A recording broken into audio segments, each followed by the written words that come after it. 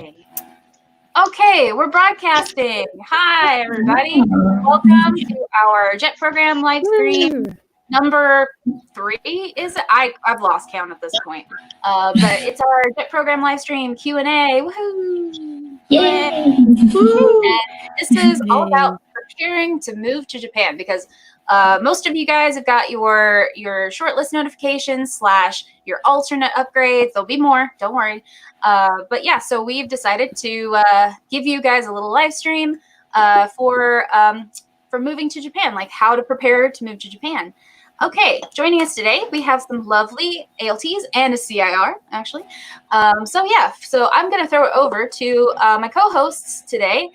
First, Lily, and then Elisa. And will you guys please do some intros for them while I post this link in the JET program live stream? Okay, Lily, will you do the honors, please? Hello. So I'm a moderator along with Eliza and Laura for Incoming Jets 2020. Oh, Alyssa. Oh my God. So yeah. For Incoming Jets 2020 Facebook group, 2019 Facebook group. I am on National AJET this year. This will be my last year actually. And I'm a third year working in Hyogo ALT. Thank you. That's it. How about you, Elisa? All right. So my name is Alyssa. I'm a 4th year going on 5th year in Saga. I teach in high school, and I'm also the ALT PA for my prefecture. Yeah, that's me. So maybe Treasure. Wait, hold the other way. Yeah. Okay, hi. I'm Treasure. Like the stuff pirates hunt. Go ahead and laugh all you want. I am a first year jet, recontracting. And I am in Yokote City in Akita Prefecture. And I came out of New York. I'm originally from Philadelphia. That's me. Next. All right. So maybe let's go down to Princess. Okay. I'm Princess. I'm a first year ALT. I teach at elementary school here in Sakuragawa City. And yeah, I'm from the Philippines. Yeah, that's it. Oh, I forgot school level. Sorry. So I'm elementary school. Elementary school. That's it. Elementary school ALT. Sorry. Okay. Okay. All right. Wait. All right, Brendan. I'm Brendan. I'm a first year CIR. I work in Niigata. I work at the prefectural government office here. I'm also the PA for my prefecture. I don't have anything else to add. Okay. Okay. And lastly, I'm Laura, and I am a 5th year unicorn ALT from Yamanashi, and I'm going to be leaving this year, guys. I'm sad. Maybe this year, we'll see. But yeah, so I'm a 5th year, and also I'm one of the mods over at Incoming Jets, and I'm Block 4 representative. Yay! So, okay, that's all for introductions, and let's get started with some questions about moving and preparing to move to Japan. Okay, so Alyssa, do you want to take the first question? Please ask it to our lovely panelists. Yeah, so first question is, oh my God, sorry, it's loading for me. First question, money. How much money did you save before moving to Japan? Was that enough for you? And how much do you recommend saving? So maybe let's start with Treasure with her treasure trove. You're right. Okay. So I took about the recommended amount, which I think is around 2,000 to 3,000. I think I took like $2,300, something around there. Yeah, so I'd been saving money up before. So I'm actually a teacher in the U.S. also. So I had a long-term substitute teacher gig. So I was getting money from that. So I just kind of saved as much as possible and brought that all over with me. Anything else in the question that I did not answer? Oh, so yeah, that was plenty for me. I was able to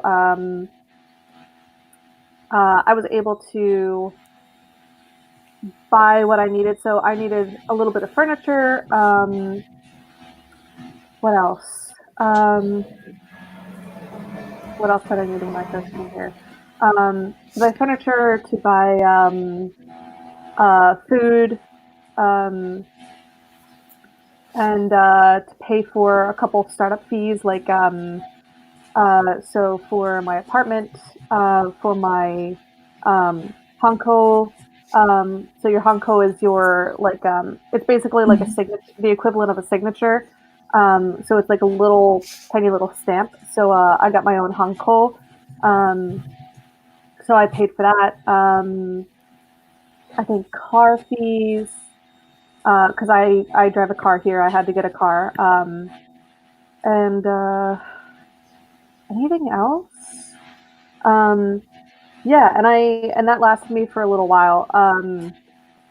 But it obviously it also depends on like how much you kind of choose to spend if you're like going out a lot or something. But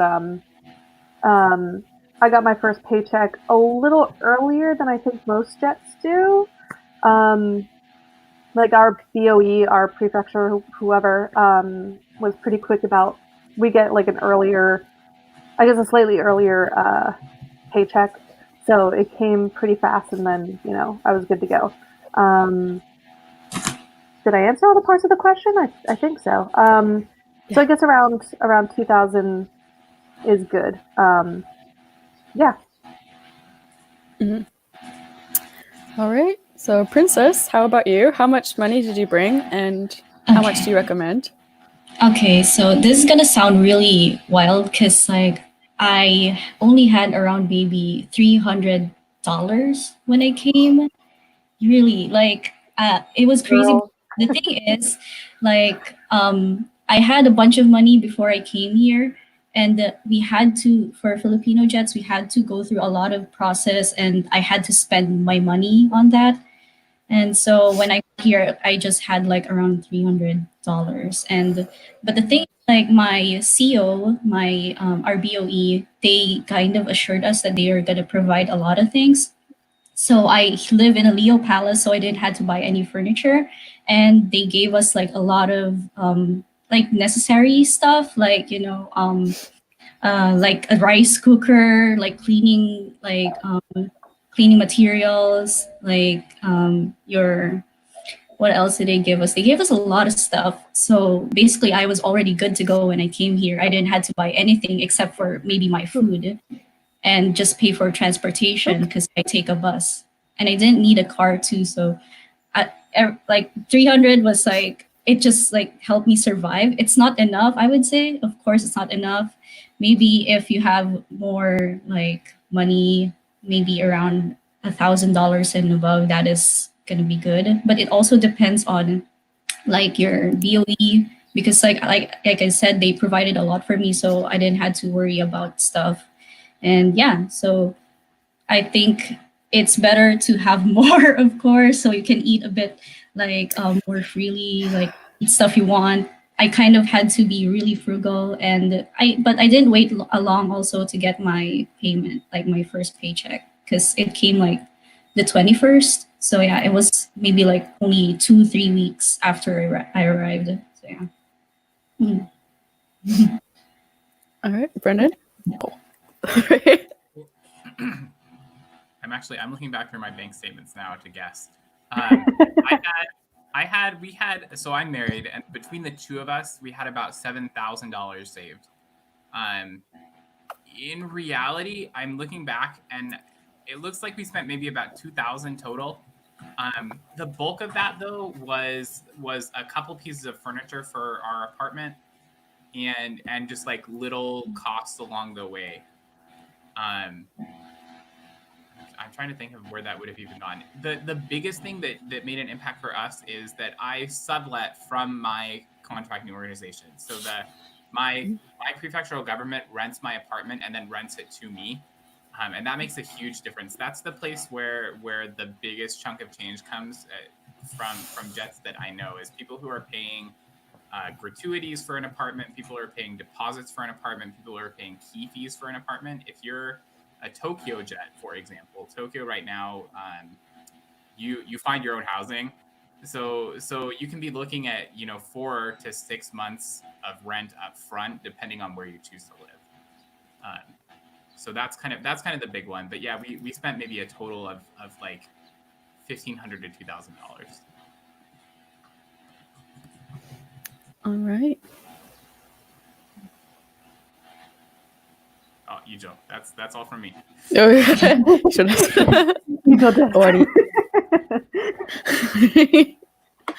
Yeah. Okay. Well, just quickly, Alyssa, how much did you end up like saving? I was on the minimum 2,000, but like Princess, I was really fortunate because my BOE pays for my housing, so I only pay about $60 a month for my apartment, and I didn't need a car right away, so I wound up not using almost any of my money except for like bars and food. So what are bars?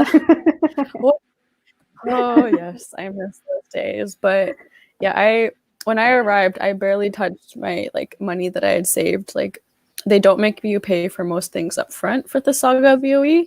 I only had to pay for my Incon, the Honko, for $1,400. But outside of that, like I didn't really have any big expenses, so it was nice. It was very nice. I don't know how I would manage a big city. Yeah. Okay, Lily, how about you? Let us know what money situation you came into. Like, what was your money situation when you first came to Japan, like before? Pretty much the same as Alyssa's. I think I saved around $2,000, but did not end up needing that much. Unfortunately, my apartment is not free, so I had to, pay costs for that. I also had to get a car, so I had a lot of big, upfront costs, but still was able to save enough to get through until I get my first paychecks and stuff. So I'd recommend maybe around $1,000-ish to be safe.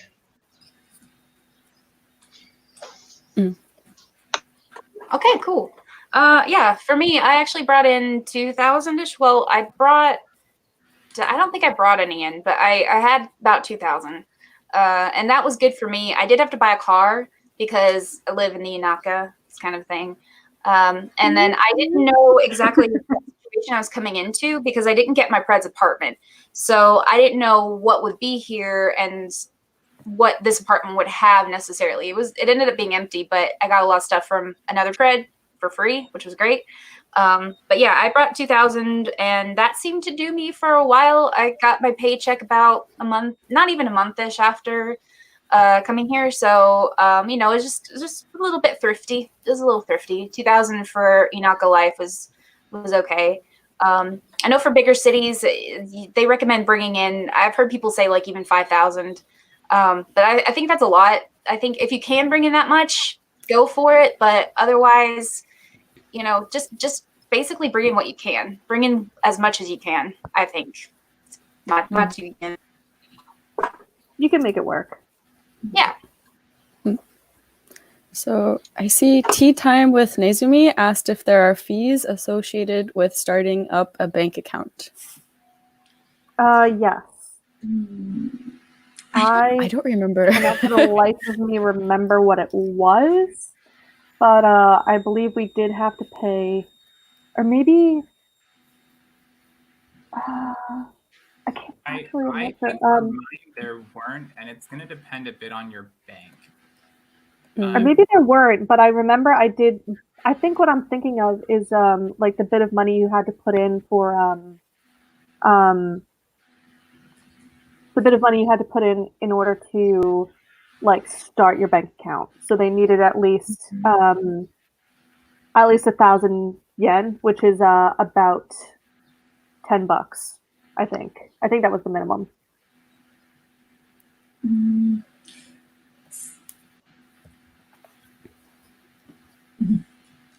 I think for me, I didn't had to pay anything to open my bank account. It was with JP Post, but like I remember putting in some money just for the sake of putting in some money, maybe 1,000 yen as well, and that's it. And like there was not really any fee exactly. Yeah. Mhm. Okay, so I see Amy asked, how do you send things home or receive them? Is it expensive or should you just buy the items in Japan? I'm thinking about winter clothing. So I know, Treasure, you talked about this. Yeah, so as I mentioned, I live in Yokote, which is in Akita, and Yokote is like one of the is I think one of like the top 10 snowiest places in Japan. Um, it definitely it gets very snowy and it gets cold, and you don't have I will say you don't have central heating. Um, But anyways, regarding winter clothes, so what I did was, so I actually didn't really bring like any winter stuff. My thought process was, I was like, oh, I'll have my family ship stuff later, like around like November or something, when it starts getting cold. And I wound up not doing that. I was afraid that it was going to be like a lot of money for my family to send stuff. So I wound up actually just kind of buying stuff myself. There are some secondhand shops and also just like regular, outlet malls or just shops like Uniqlo, GQ. There's the Eon Mall, and so I was able to get winter clothing like for a pretty good price. My winter coat, I don't remember how much it was, but it was under like 100 or even under I think $60. I got it at Second Street, which is Second Street is a thrift store. It sells a bunch of stuff from clothing to like TVs to furniture to you name it. And so I was able to get a good winter coat for like a really good price there. Regarding just sending things or receiving things, I know that it is kind of expensive, the shipping fee at least. It's a little it's actually cheaper for you to send things back home than it is for people back home to send to you, at least from what my experience has been. It's a little bit cheaper on my end. Um, so I don't know. It depends on, I guess, how much you're willing to pay and also like how much you're sending and how much you kind of, I guess, like the need the items. I would recommend maybe you could take a few things, but then just try to bulk up on things when you get here. Clothing isn't too. I don't think it's too expensive here, so I think you can, and you get paid a decent amount. So I think it's really doable to just buy things when you're here. I wouldn't worry too much about like really loading down your suitcase with a bunch of clothes. I kind of did that, and I kind of regret it. My suitcase was a little bit on the heavy side, so I had to pay a couple extra fees when coming over here. So I would say, I guess it's just kind of personal preference, but uh, but I guess bring a few things with you, so that when the weather does start getting cold, and maybe if you like forget to ask family to send something or they're delayed or whatever, that way you have something. But it's really easy to go out and buy stuff. So I wouldn't put that really high up on your list, I guess, but it's also personal preference. Okay. Right. So, Melanin on the Move asks, did you just get bank cards or debit cards? Bank cards. Bank cards. Japan is a bank card country. Yeah, Japan doesn't really no have debit card. I mean, it kind of works. It works like a debit card in the sense that you can just get money from it. Yeah. But you can't swipe use it. cards. Yeah, you can't like just hand it to a cashier and be like, "Here, charge it." Japan's a heavily cash-based society. All right. But so the other thing too novel. is even if you do have even if you want to get a debit card, it probably will not be through your bank. The most popular debit card option is through Rakuten, which is a company that does a little bit of everything. But my bank won't even issue a debit card. Same. For my bank, I have like with Japan Post, and I had to apply for the Mijika card, and that works as a debit card also. But yeah, it's a separate like application. I had to apply for it like after a month or so. But if you want, like that's also an option if you are with Japan Post Bank. Yeah. I think Aeon has something kind of like a debit card, but I haven't used it, so I don't know. But I know that Aeon. So Aeon is like a like outlet mall like supermarket thing.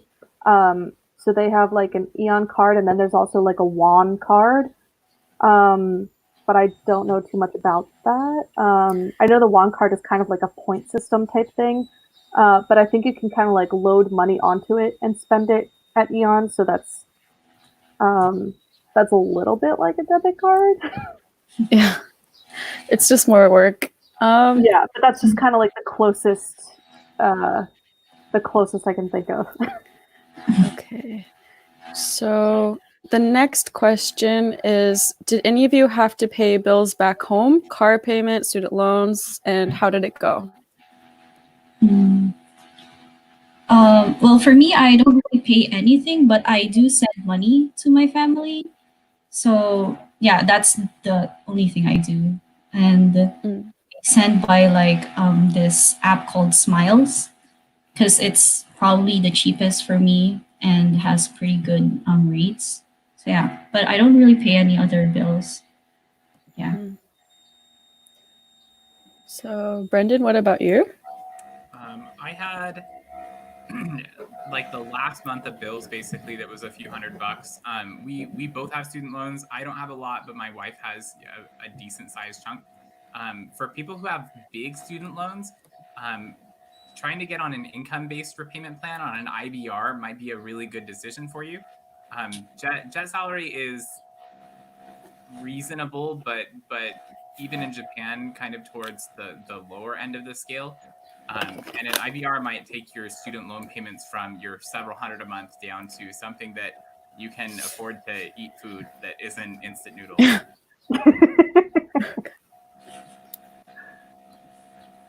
All right.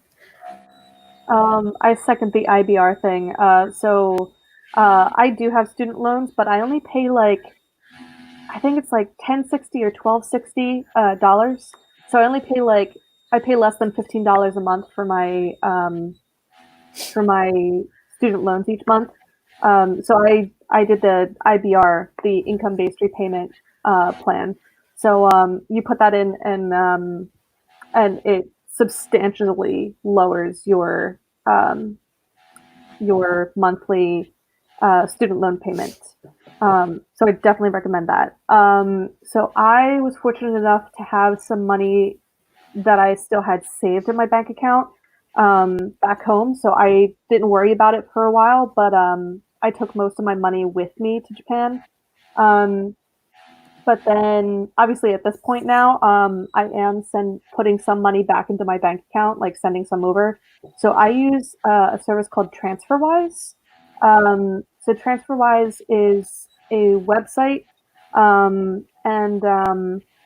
so what you do is you create an account, and then you put in your bank information. And then what they do is they send you a letter in the mail, and it will give you like they will give you like a code to like verify your address and your information, like basically just like checking that this is you. So I put in the code, and then my account was all set up. And then what you do is you go to an ATM, and um, you enter in the transfer account number and everything. So you put in the information that they give you, um, and then you go into TransferWise. I think actually it's the opposite. So you go into TransferWise, you put in how much money you want to send, who you're sending it to, usually yourself, and then you go to the bank or ATM, and you put in the information that TransferWise gives you. You put in your bank card, so it will actually draw it from the bank card. You don't need to draw the money and then enter it into the ATM. So it will draw the money from your account, and then it will send it within like 1 to 2 days. So for me, it's pretty convenient, and that's how I have been transferring money back and forth. Yeah. Okay. So maybe we should move on to packing. So this answers another person's question. How many pieces of luggage did you bring with you? So, yeah. So maybe let's start with Lily. Okay, how many suitcases did I take and what did I pack? Yeah. Oh man, I got real extra. I got 2 giant suitcases and then 1 smaller suitcase and then a giant bag. So I checked 2 big suitcases, and the funny thing is they were mostly empty. So I wanted to bring over 2 giant, almost empty suitcases because I'm like planning like, oh, I'm probably gonna have to bring a lot of stuff back. So let me not take a lot of stuff there, but let me take a lot of stuff back to like wherever I move after JET program. So most of my stuff, like the stuff I needed, was packed in the smaller suitcase and in like the bigger bag that I had. What did I pack? I feel like that's going to take a long time to describe. It just, lots like stuff that you need, like documents you need, clothes that'll get you through the first month or so. Because you can shop here in Japan, even though it can get a little bit difficult to find stuff that you like and stuff that fits. But just like stuff that you really need. I'm a light packer. I don't like to overpack. So I only packed stuff that I really, really needed, and some decorations because I knew that when I moved into my apartment, I wanted to make it look like me as soon as possible so that, I could avoid homesickness and stuff like that. So yeah, if you want to be extra like me, you can take 2 giant, almost half empty suitcases, smaller suitcase, and a big bag. That was really fun, pushing that through the airport. I got a lot of money.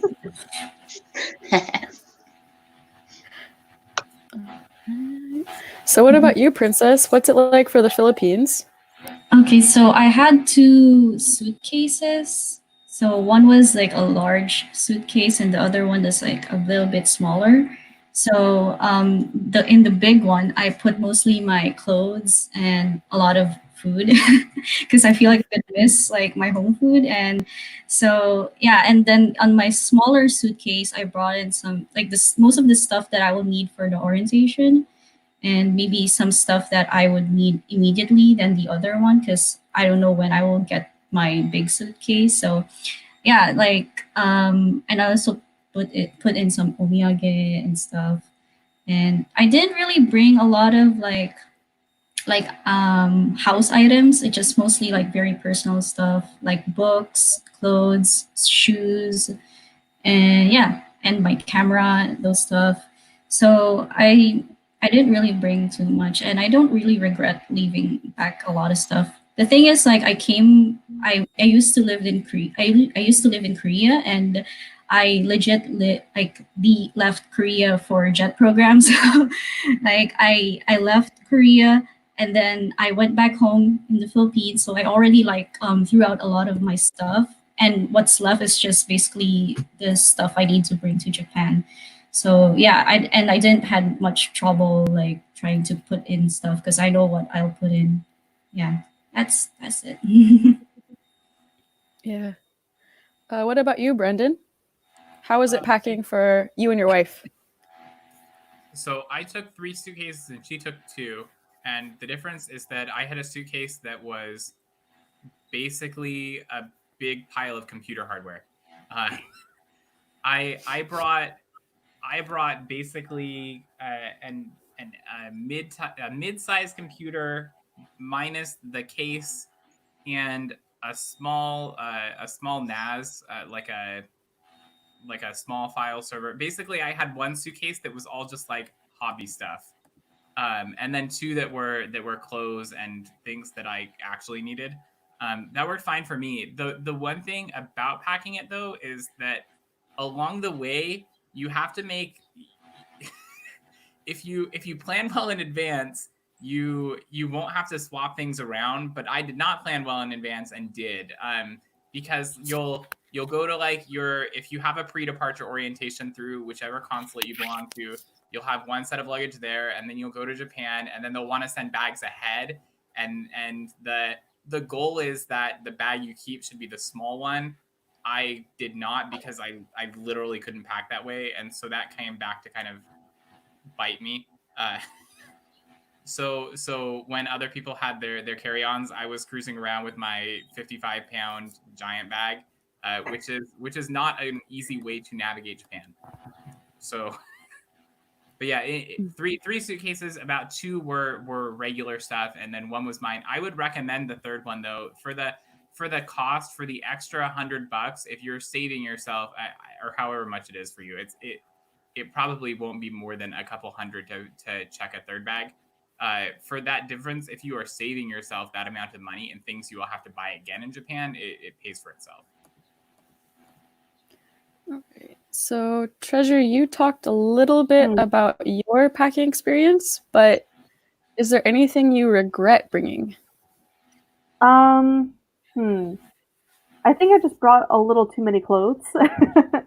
I am a bit of a thicker girl, so and curvier. So I was like worried about like finding clothes that would fit me, finding shoes that would fit me, because I have, at least for Japanese standards, and I guess kind of in American standards, I have slightly big feet. So I was worried about shoes and not so much tops, but about pants and skirts, like, so the bottom half. So I was worried about finding stuff that would fit me that way. So I kind of got a little extra in the clothes that I brought, simply because of that.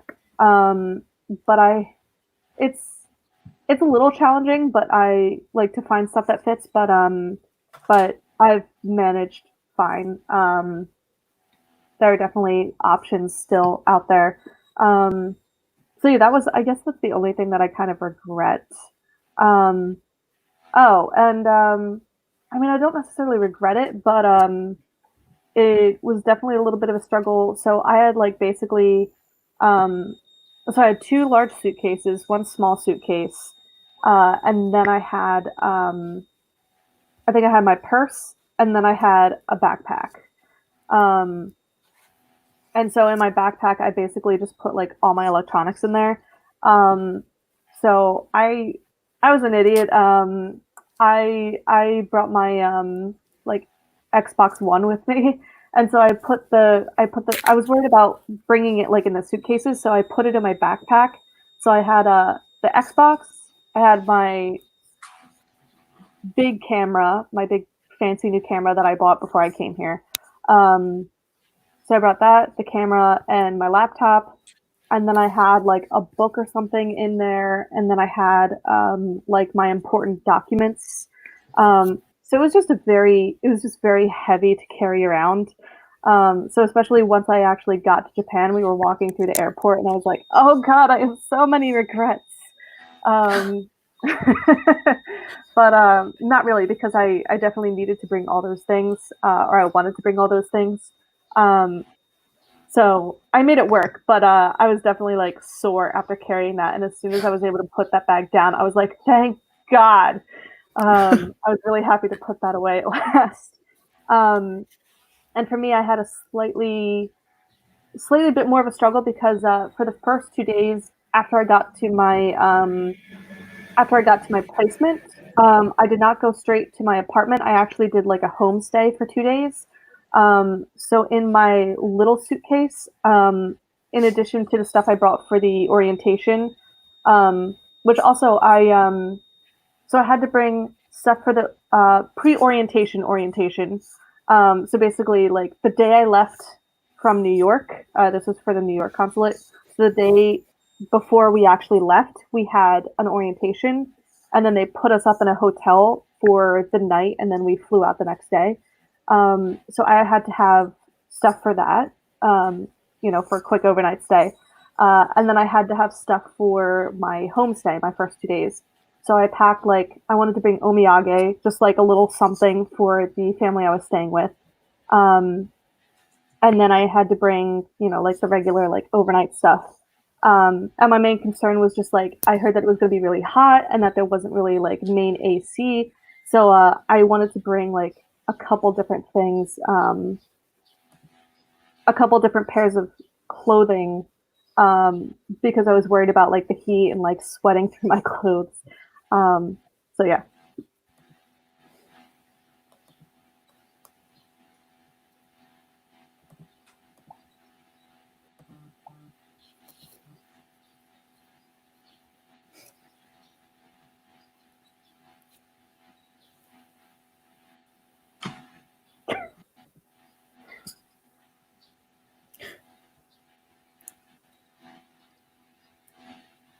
Awkward silence.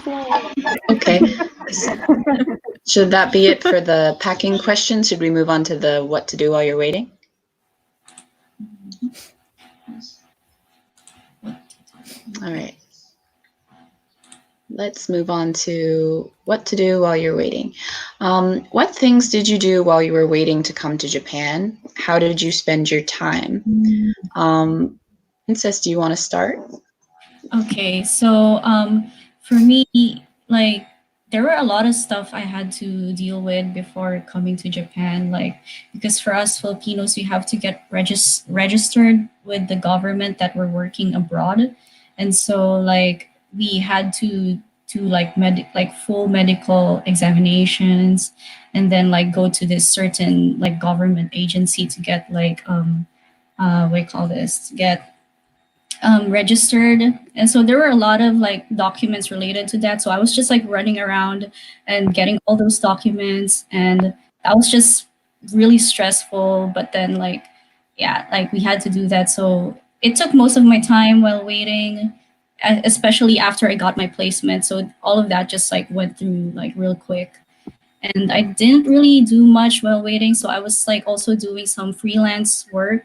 Like I was doing subtitling to kind of like just make a bit of money while waiting, and yeah, just spend most of my time with my family. I didn't really went out to meet friends because I was going to spend more money that way. So I was just like basically like staying at home and dealing with all the jet stuff. So yeah, that's what I did. Good stuff. Okay. Next, Brendan, how about you? How'd you spend your time, and do you have any recommendations for people on what to do before coming on jet? Yeah, so I had been working for about a year and a half before we actually left. So I quit my job at the beginning of July to leave at the end of July, and over it was probably 3.5 weeks. One, I took a vacation. We took some time off because we had both been working at that point for a while without any break. So take some time, spend some time with your family. That is my one recommendation. The second is I had to pack up my apartment. there was a lot of stuff that I had my parents holding on to, but I had a lot of like crappy college furniture that I still had and had had for several years. So I spent a couple weeks cleaning out my apartment and getting rid of stuff, figuring out what things I wanted held on to and what things I needed to toss. Saying goodbye to places. It what's the best way to say this? You'll realize that you're more attached to some aspects of your home country before you or after you come to Japan. So like right now, the things that I crave every day are a decent pastrami sandwich and a decent hot dog. And neither of those are things that you can get almost anywhere in this country. There's a total of like 4 good pastrami sandwiches in Japan, and they're all in Tokyo. But so Everything's say goodbye in Tokyo. to places, go to your favorite restaurant, spend some time with your friends, especially because you're going to be gone for at least a year. But I think those are all good ways to be a little sentimental. I second that. I like that. And Treasure, how about you? Anything you recommend before coming and what we can do to prepare? Also, should you study Japanese before coming here? What are your what I did, so I second what Brendan was saying, which is go to your favorite restaurants, maybe places that you want to go to. So it was funny because like my family, we kind of just did kind of like a farewell, like kind of like restaurant kind of like tour in a sense. So like especially like the week that I was leaving, like we just went to like a different place each night basically. Or like my dad was cooking like some of my favorite meals that we knew like I was not going to get to have in Japan. So we were doing that. I was spending time with my friends. And then what else? It was a little hectic because I was also like Brendan. I was going through my room and checking what I wanted to bring and organizing my room so it wasn't like a chaotic mess of clothes and garbage everywhere when I left. Like I wanted to leave my room looking nice. And then so the other thing is so I personally invested in studying Japanese because prior to applying to JET, I knew no Japanese. So I started with Duolingo. And so as soon as I decided I was going to apply to JET, I started on Duolingo with Japanese. So then I started around like November, and then by the time that I actually was leaving for Japan, it had been several months. And in that time, I learned like a little bit. And so I think it definitely helps to learn Japanese. That's not to say that you have to, but I think it does a few different things. Like your supervisor and perhaps some other like senpai ALTs, as well as maybe some JTEs or teachers in your schools. They may know Japanese. They may know English. They may know English to some degree, or they may be fluent in it. Or like you might have some senpai ALTs who are good at Japanese and can help you. But I didn't want to like solely rely on other people, and also I do have an interest in learning the language. And also over time, like I wanted to also bond with my students some more, not only through the idea of like the fact that I was learning the language and so were they, but also it helps you kind of connect with the students a little more. Like I connected really well with this one 5th grade class that I have, where I was still trying to learn like the days of the week, and so when I asked them, "Hey, what day is it today? What's the date? How's the weather?" Which I ask every day.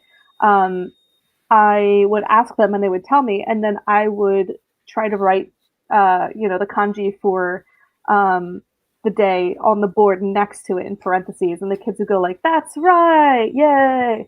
And it was a really nice bonding moment. So it really helps. but there are definitely people who, depending on your placement, there are definitely people who can help you with stuff. Like when I first got here, when we were setting up our bank accounts and everything, they they had somebody. There was somebody there to help us, translate and everything and tell us what we needed to do. But it definitely, and also if you're somebody who's like very kind of anxious, or like may get frustrated with like not understanding things, it definitely helps to like just have something, like even if you can only understand like a word or something, it at least, I think it's kind of a confidence booster to like um to kind of recognize some things and be able to start reading some things um when you come over, so that it feels a little less overwhelming. So personally, I recommend it. I think there's a lot of advantages to trying to study it, but you don't have to.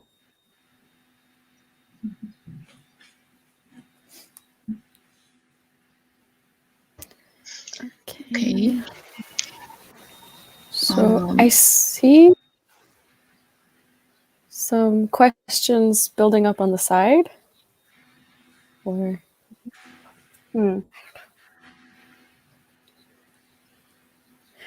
like for example, so maybe this goes into Japanese study. What's it like visiting the doctor? Can you go to the doctor and speak with them in situations where it's urgent and non-urgent? Okay, I can try to answer.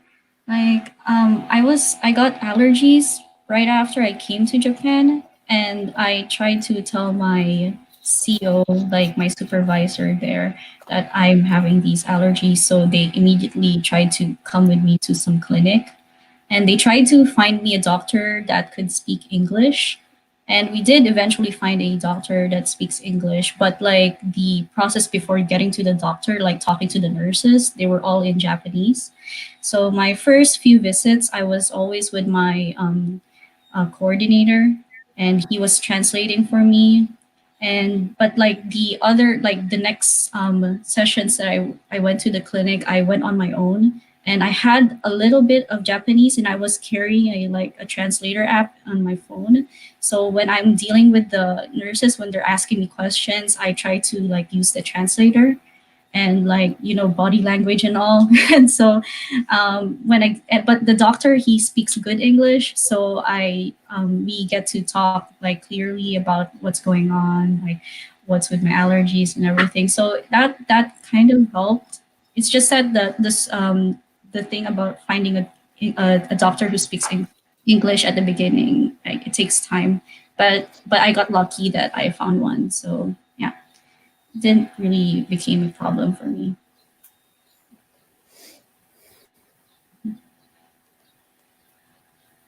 Oh, I can tag onto this actually. So, excuse me.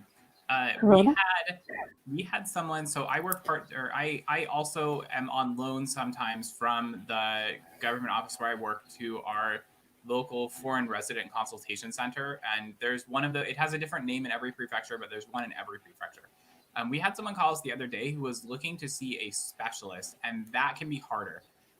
If you're in a medium-sized city, usually you can find at least one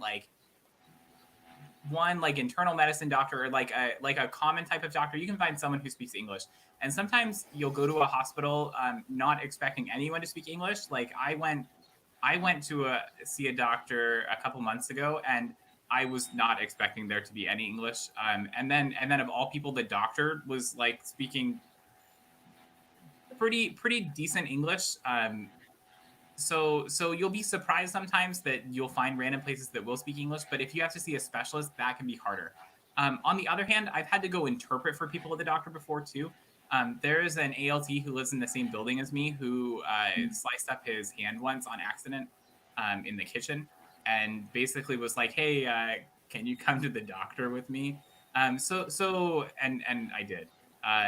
But I would say there are support systems in place for you if you do need to go to a doctor and are worried about the language barrier. You'll have your Tonto, is that your supervisor? English. Is that the one? Your jet, you're the person who's in charge of you, who ostensibly should speak English. And if they need to interpret for you, they can. You'll have a prefectural advisor who will begrudgingly do it if you don't have anyone else who can.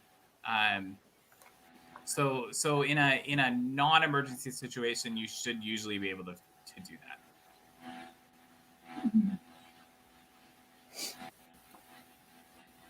Okay, so I see also some other questions building up. This is more about arrival, but how much support did you get when you first came to Japan? And how was it when you first met your JTs and students?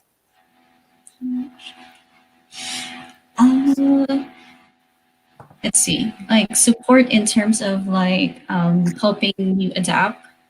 So for me, like because it's the first time my BOE hired a jet ALT, so they were very anxious on how to like deal with us, and they just tried everything to kind of help us. Like, do you need help in this one? Do you need help on that one? And they, for the first few weeks, they were always asking us like if we need help on anything, and like even if we didn't ask for it, they will just like go ahead and do stuff for us. And so that was very overwhelming, but I was very appreciative of it. So I think it's just like because it's their first time, they were very like, they took extra care for us, like bringing us to places. Like if I say like, I don't know where this place is, like, I don't know where to buy this kind of stuff. And then like, they will say, like, oh, okay, we'll bring you there. And like I said, like when I had the allergies, I said, I'm having this like allergies, and like, okay, we'll bring you to the doctor and something like that. So it was very nice of them to treat us that way. So yeah, for me, in my case, I had a lot of like support in many ways from the BOE. So, but for the schools, like it's different for every school, like depending on the person who gets to talk to you. Like some schools, they just like tell me like the basics, and like this is where this stuff is, like you can copy stuff here, blah blah blah, and then they just leave me there. But in some schools, I would go there and they would be like attending to me on everything. But yeah, so they were all a little bit different. But in terms of my BOE, when I was trying to set up my life here in Japan, it was so much support. So I love it. Yeah, that's it. So maybe how about you, Laura? What was your support like? Me? Yes. Sorry, I'm over here doing tech stuff, so it's been a while. Let's see, how much support when you first came to Japan? A lot, actually. I'm in a city called Hokuto in Yamanashi, and when I first got here, well, of course, everyone has like Tokyo orientation. They kind of walk you through it. It's all good. You don't have to worry about everything. But when I got here to Hokuto, I was picked up by my supervisor. I had my next door neighbor / a senpai jet / someone I knew from college who also was here. She came with me, and it was really like, I wouldn't say like they held my hand, but also they held my hand. It was really nice for me, particularly because I had no clue what to do. I didn't know how to set up anything. So I really did have a lot of support just here in my city from my supervisor and from jets. I live like close to other people, like literally next door neighbors right here. And just other jets here as well. And then I think Yamanashi in general has a really great community, so we all sort of support each other, and we have a great like group. And then when I first met my JTEs and students, it was awkward. Well, okay, meeting the JTEs was awkward, but I think that's just because my JTE, who I've had the whole entire time, she's just an awkward person, I've learned. And then I'm an awkward person, so it just we're used to each other by now. It's been 5 years, but when we first met, it was just sort of like, I don't know what to do, you don't know what to do, what do? And then the same with students, because I work at junior high school, so like meeting the junior high kids, it's awkward. Meeting little kids is better because at first they're sort of like, Eigo no sensei. And then you're kind of like, oh, hi, I don't know what to do or anything. But then they get used to you, and suddenly it's like, Laura sensei, hi, hello. And then it's just the best. Yeah, and I think that part of that was just that I didn't know how to act at first. So yeah, but I hope that answers the question. It's definitely gonna be different based on your personality. But yeah, that was my own personal experience about it. Yeah. For me, there was a Olympics level of hand holding when I arrived. There's a ton of support. So like from start to finish, you have someone looking out for you. My BOE was really helpful when I got set up. So it was pretty easy. Like there's a ton of support. I was rarely on my own for things because I didn't speak any Japanese when I came. And like getting to know my schools, I was very awkward. I was very sweaty, but everyone else is sweaty and awkward here, so it worked out. Sorry, Okay. earlier the camera wasn't. It was on Alyssa the whole time. Stuff and just like, oh, I'm talking, yeah. And then Alyssa's over here like, Laura, the camera's on me. Sorry about that. Oh, She was having a cover girl moment. wow. Okay. And they're over here rambling. It's not the girl who's on camera. All right. Anyway, okay, let's be moving on. Should we just questions over in the comments? Because there's a lot of comments. Yeah. And yeah. Some of which are just like general kind of living in Japan things, but I don't think it's a terrible idea to answer them, especially since people are asking. Mm-hmm. Anything on the comments that you guys see that perhaps we can answer? Oh, I can take the last question actually. Yes. Brandon, you're married. This would be great for you. I am married, and I did want to bring a cat originally. So we had a cat. Here's what I will tell you. It's hard and it's too late right now. Your animal needs to have a 2-shot or two rabies vaccines, and they need to be administered more than 180 days before the animal enters Japan. And then you need to provide 40 days notice that you're bringing the animal to Japan. So you're too late right now for the rabies vaccines. If you want to make an alternative plan and bring them later along the road, the pet needs to be chipped. You need a rabies vaccine in 2 series, it's like you have to get it vaccinated and then vaccinated again. And then you need to have it inspected by a veterinarian who is, I want to say, USDA certified, to show that it has the right levels of antibodies. And then you also need to get from a veterinarian, you need a health certificate for it. So there's a lot of steps. On the other hand, getting an animal out of Japan into the United States is very easy. But yeah, that's that question. Right now, you're probably, I mean, assuming that departure doesn't get delayed till November, if you were going to bring it with you initially, you would have needed to have started the process a few months ago. Yeah, I have a neighbor who is no longer here, just so you know. But they are. I'll click over to my face now. So she got a cat while she was here, even though our apartments don't allow pets. And since she's here, it's fine. Or she's not here, I mean.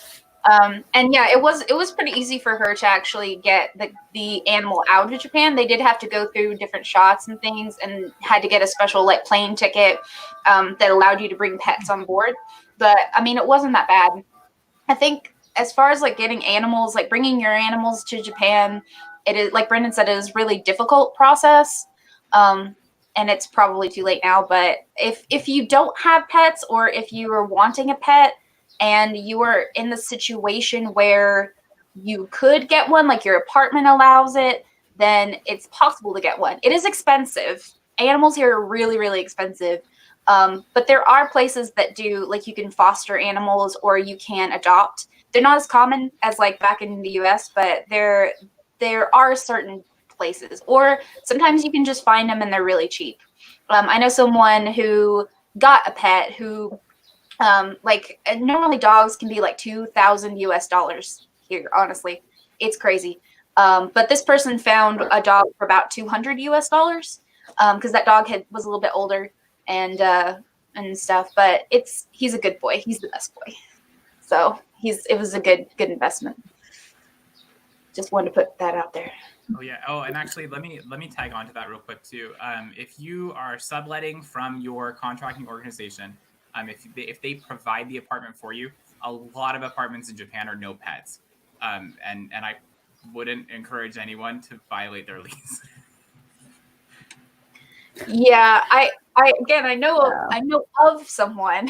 Yeah. I know of a couple they're no longer here, and they did this actually the correct way because they were a married couple who came here to Yamanashi, and I think it was the wife. She actually was the ALT over at the high school here in the city, and they had 2 big dogs, and they were like, we can't leave them here in America. We have to bring them with us. So they basically had to go through the Kensho, like the prefectural BOE or Hokuto BOE or something, and they had to be like, we have to find an apartment because we have to bring these dogs.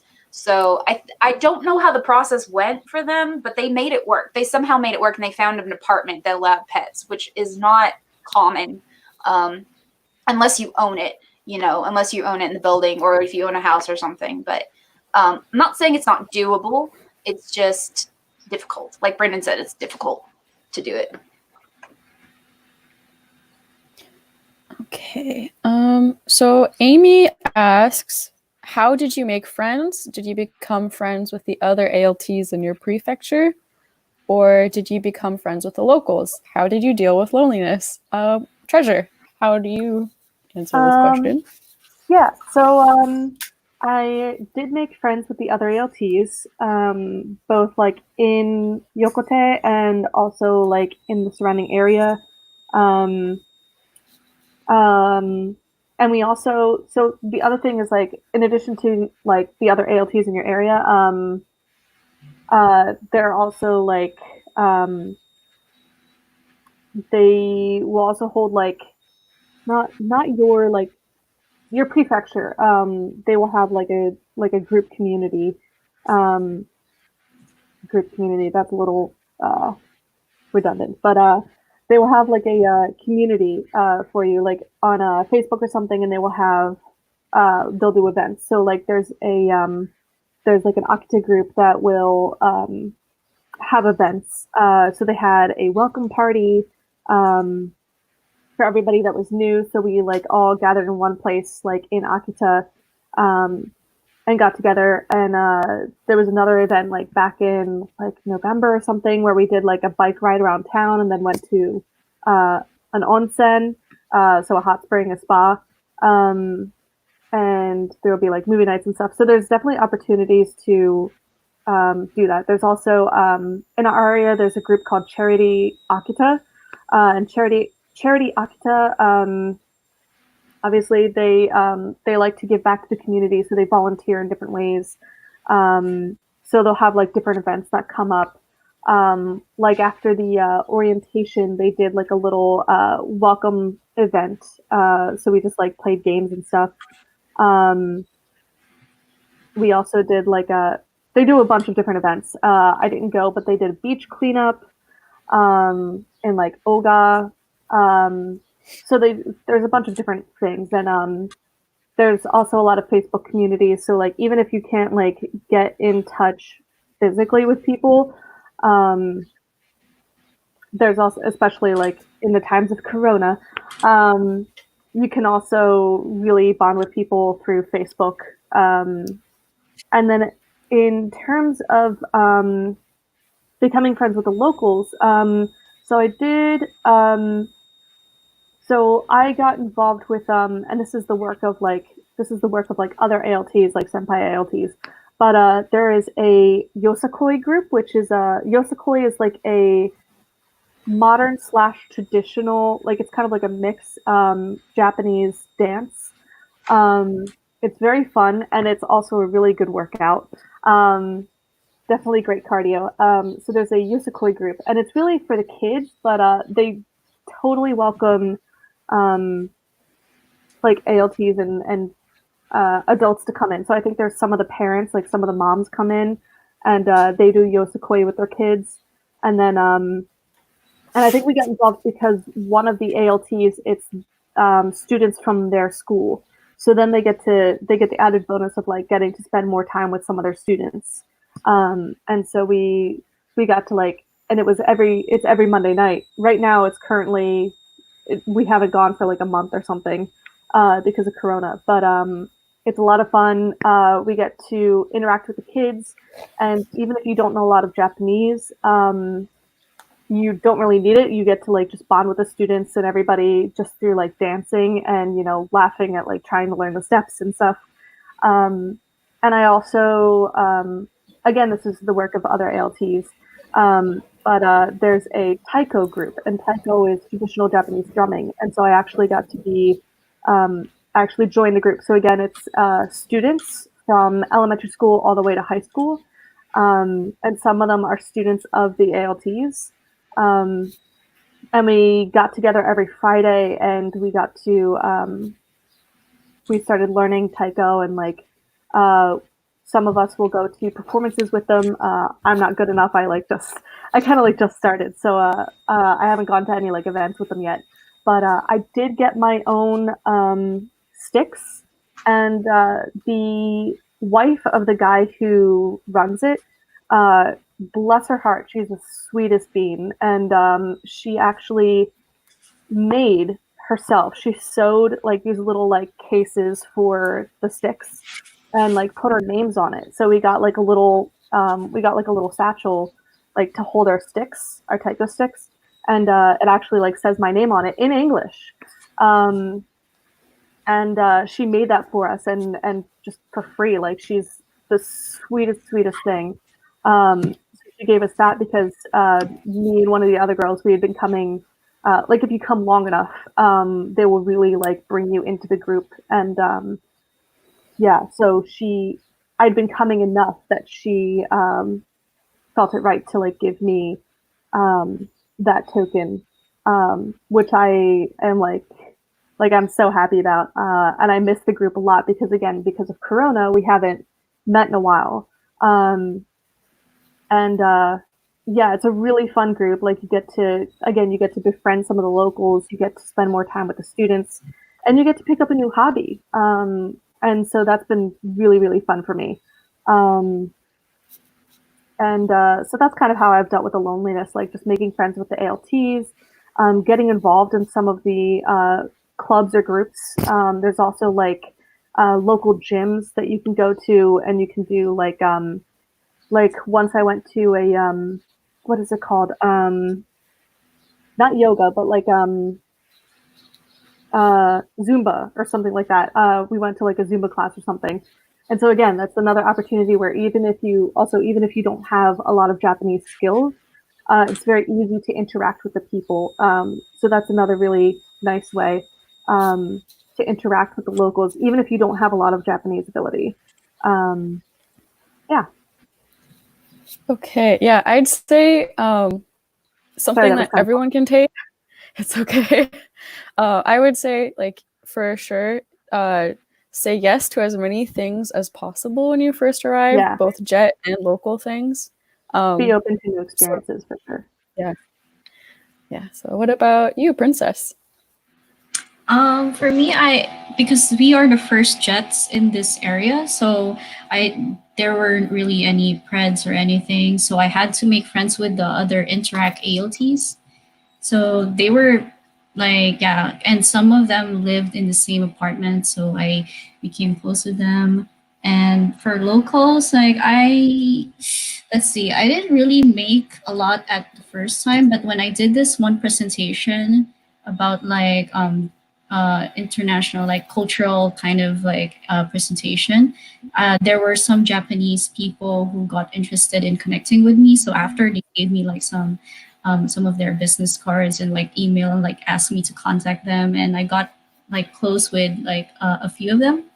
So yeah, that's the most I've made. And I'm not really like an extroverted person, so I like being alone and just having like very few close friends. So I didn't really feel lonely. I was okay. Yeah, that's like my experience. So what about you, Brendan? Is there a big social circle in Niigata?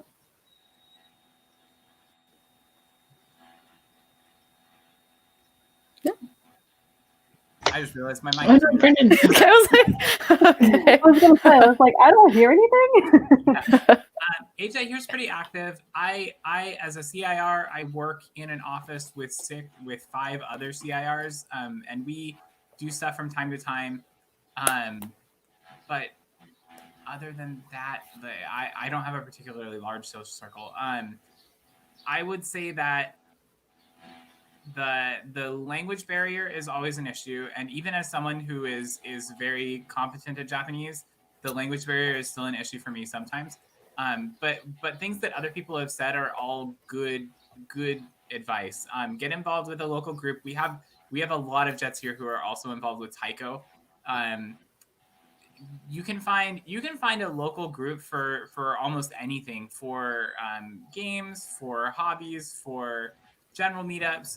There will always be people who are looking to speak with English speakers too, so there's always those kind of groups here. We have just in Niigata City, we have probably 4 or 5 big organizations who are doing come talk English with us type activities too. So there are ways to get involved. The more rural you are, the harder that might be, but also being somewhere super rural comes with some other advantages in that you're the local foreigner almost in some places. That's definitely me. I lived on Miyakojima, not as part of JET. I lived on Miyakojima, which is about halfway between Taiwan and Okinawa, and there were probably like 4 or 5 foreigners on the whole island. And so at a point, like, you start to recognize people and they start to recognize you. And even with a language barrier, which for me was a lot bigger back then, you can still get to know people pretty well. Okay, so let's see. The next question in the sidebar here says, do you need to bring any teaching materials? Is there a place where you can buy them, like English storybooks, etc.? Or do you get your own resources at school? So to the ALTs, maybe. Okay. Well, for me, I wasn't really like a teacher before coming to JET. So I didn't have any teaching materials, so I didn't have anything to bring anyway. And when I got here, I think most of the materials are already like made. If not, like I could just like go to the school and like print out stuff and then laminate them.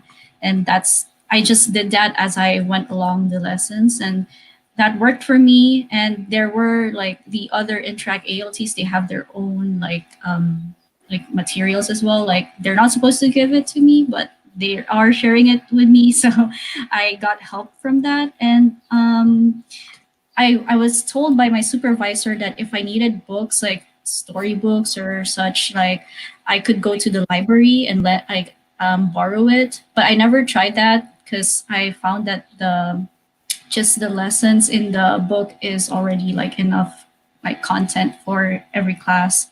So I didn't really had to need any extra teaching materials, only maybe materials for when I do games and such. And I just bought them while I'm here in Japan and made them or whatever. Yeah.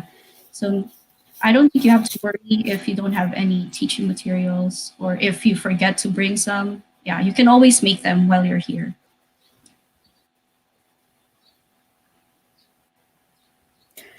Yeah, Right. this is a great question, by the way. I just want to say that because That is a good question, yeah. Yeah, because it's not necessary necessarily, but I think it's helpful. Don't you guys agree? I think it's helpful to an extent, but also you don't have to go crazy bringing stuff either. That's also something you can ask your. Yeah, I didn't bring anything. Alyssa, yeah. Sorry. Oh yeah, sorry. I didn't bring anything. Sorry, no. I'm high school. They have everything. I didn't bring anything.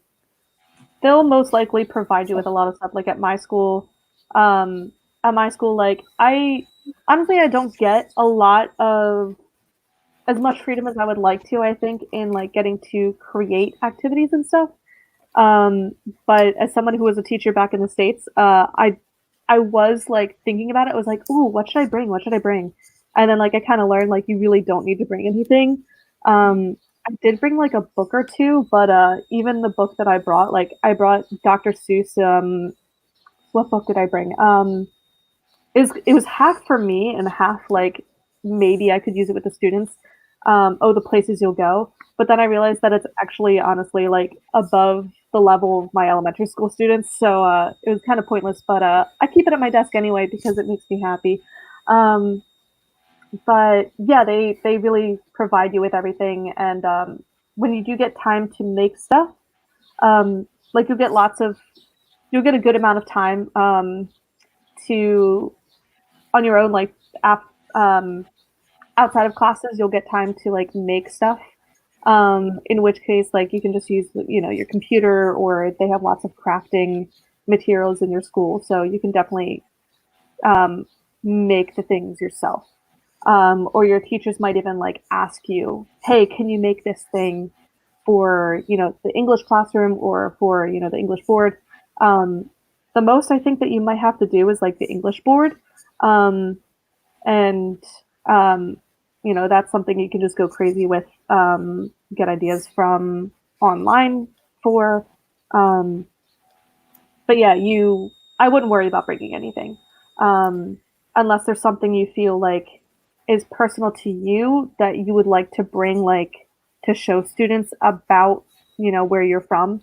That might be the only exception, is like if you want to bring something to show students that is like unique. um, yeah. Oh, can I jump on that actually? If you are a CIR, that is actually a really good suggestion. Is bring things that are representative of your culture. So both if you're from the States, both your country and your state. If you're not from the States, of your country and also of your local area too. Though the number one thing that kids will ask about if you're a CIR, one of the things you can do as part of your job, and CIR jobs are kind of all over the place. But one thing you can do is visit schools. I maybe every month or two, I get a school who will have me come and do about an hour presentation about my home country, my home state. The number one thing that kids want to see is money. Kids love. They're like, all right, show me the dollars, show me the coins. But Oh also, yeah, I did that with my fifth graders. Yeah, I that know right a there. couple CIRs who have like laminated sets of like, here's all American money that they pass around when they do presentations at schools, and those are all kids eat that up. Oh yeah, they love it. They will ask you, like they'll get really observant about it too. Like my fifth graders, I showed them like a dollar bill because I kept some of my like American money. I still had a little bit of American money left, so I brought it in when we were doing like how to take orders and stuff, like a menu. So like, what would you like? And then like you get to order something, um, and uh, and so I showed them like a dollar bill. I showed them like a quarter, a penny, blah blah blah, and they had like the wildest time with it. Um, and then one kid was like, "It's my birthday. Can I have the dollar bill?" um, and and they went crazy for it. But then one kid was like, "What's the I there for?" And I was like, "Oh crap, I don't know this part." They get like really observant about it. They like start noticing like all the really tiny details in it. They're like, "What's this eye? What does this pyramid represent?" And I'm like, I have to look that up. I'll get back to you on that. Those are Illuminati symbols. I was like, "How do you say Illuminati in Japanese?" Yeah, a friend of mine from the UK, we did a couple of high school things together, and she did one that was about like body language and things. But in between the sessions, she brought a bunch of money from the UK and like a few other countries she's been to, and the kids just ate it up. They, even though they were high schoolers, they still just were like, oh my God. They were just like, oh my God about it. So money is definitely, I think it's definitely one of those things that you should bring, money from your own home country or any other countries that you visited, because kids are just fascinated by it. They just love it. And then they'll try to take it from you. And you're like, no, give back. Give back. So I actually thought this would probably be a good idea, is like if you happen to go home at any point, maybe for like the holidays or something, and you want to bring omiyage for your kids, instead of bringing candy or something, bring pennies or bring, whatever tiny amount of coin denomination you have. Because, like people, kids would love it. Kids would just love it. Ideas for the future, guys. Another thing which you don't even need to bring, like you can just do it. But another thing I found that's really fascinating, that the kids are really fascinated by, just your signature. Oh yes. So obviously that's not something you need. That's not something you need to bring. But just as a side note, like since we were talking about that, that's something that they're also really fascinated with. Is they're like, oh, can you sign? They're like, English, please. And you're like, okay. So they're fascinated by seeing you either try to write Japanese or by your own like actual signature, and they're like, "Wow, sugoi!" Like they're just so like blown away by it. Yeah, I had one time I did a game and I didn't had any prizes. I didn't had stickers, so I said, "I'll sign your paper," and they all went up like, give me sign." Yeah. Okay, Amy asks. Sorry, go ahead. Sorry. Amy asks, what would you say is the best and most cost-effective way of traveling around Japan and the rest of Asia? Overnight bus. Yes. Yeah. The overnight bus is so for example, taking a bullet train from where I live to Tokyo, which is only a couple hours by bullet train. Or actually from the time I leave my door to the time I get to Tokyo Station, it is about 3 hours total. That's about 12,000 yen for me. The overnight bus, or it's not even overnight. That bus ride is too short. It's about 5 hours by bus, and that is about 4,000 or 5,000 yen. So about 40%. Same for if I wanted to go to Osaka. That is, but from the time I leave my house to the time I get there, it's about 6 hours. And that is about 23,000 yen. Overnight bus is about 7,000 and it's about 10 hours. So that is the most cost-effective way to be running around Japan. I just want you to know I kind of really hate you right now. To be fair, I can't go almost anywhere else because of where Niigata is. The Joetsu Shinkansen and the Hokuriku Shinkansen both come through Niigata Prefecture. But the Hokuriku Shinkansen goes down south and the Joetsu Shinkansen comes up north, and there's nothing connecting us. It is easier for me to get to Tokyo than to the other side of the prefecture I live in. Huh. I noticed that. Okay, I noticed that because it's really strange. Fuji Rock is in Niigata, right?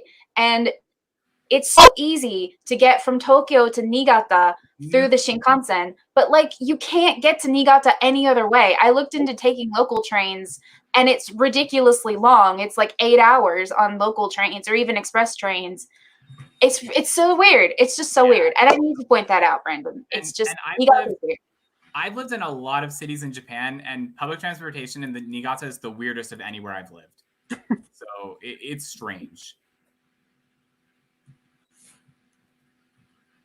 Okay. Looks like Alyssa is having some difficulties, or perhaps she stepped away for a second.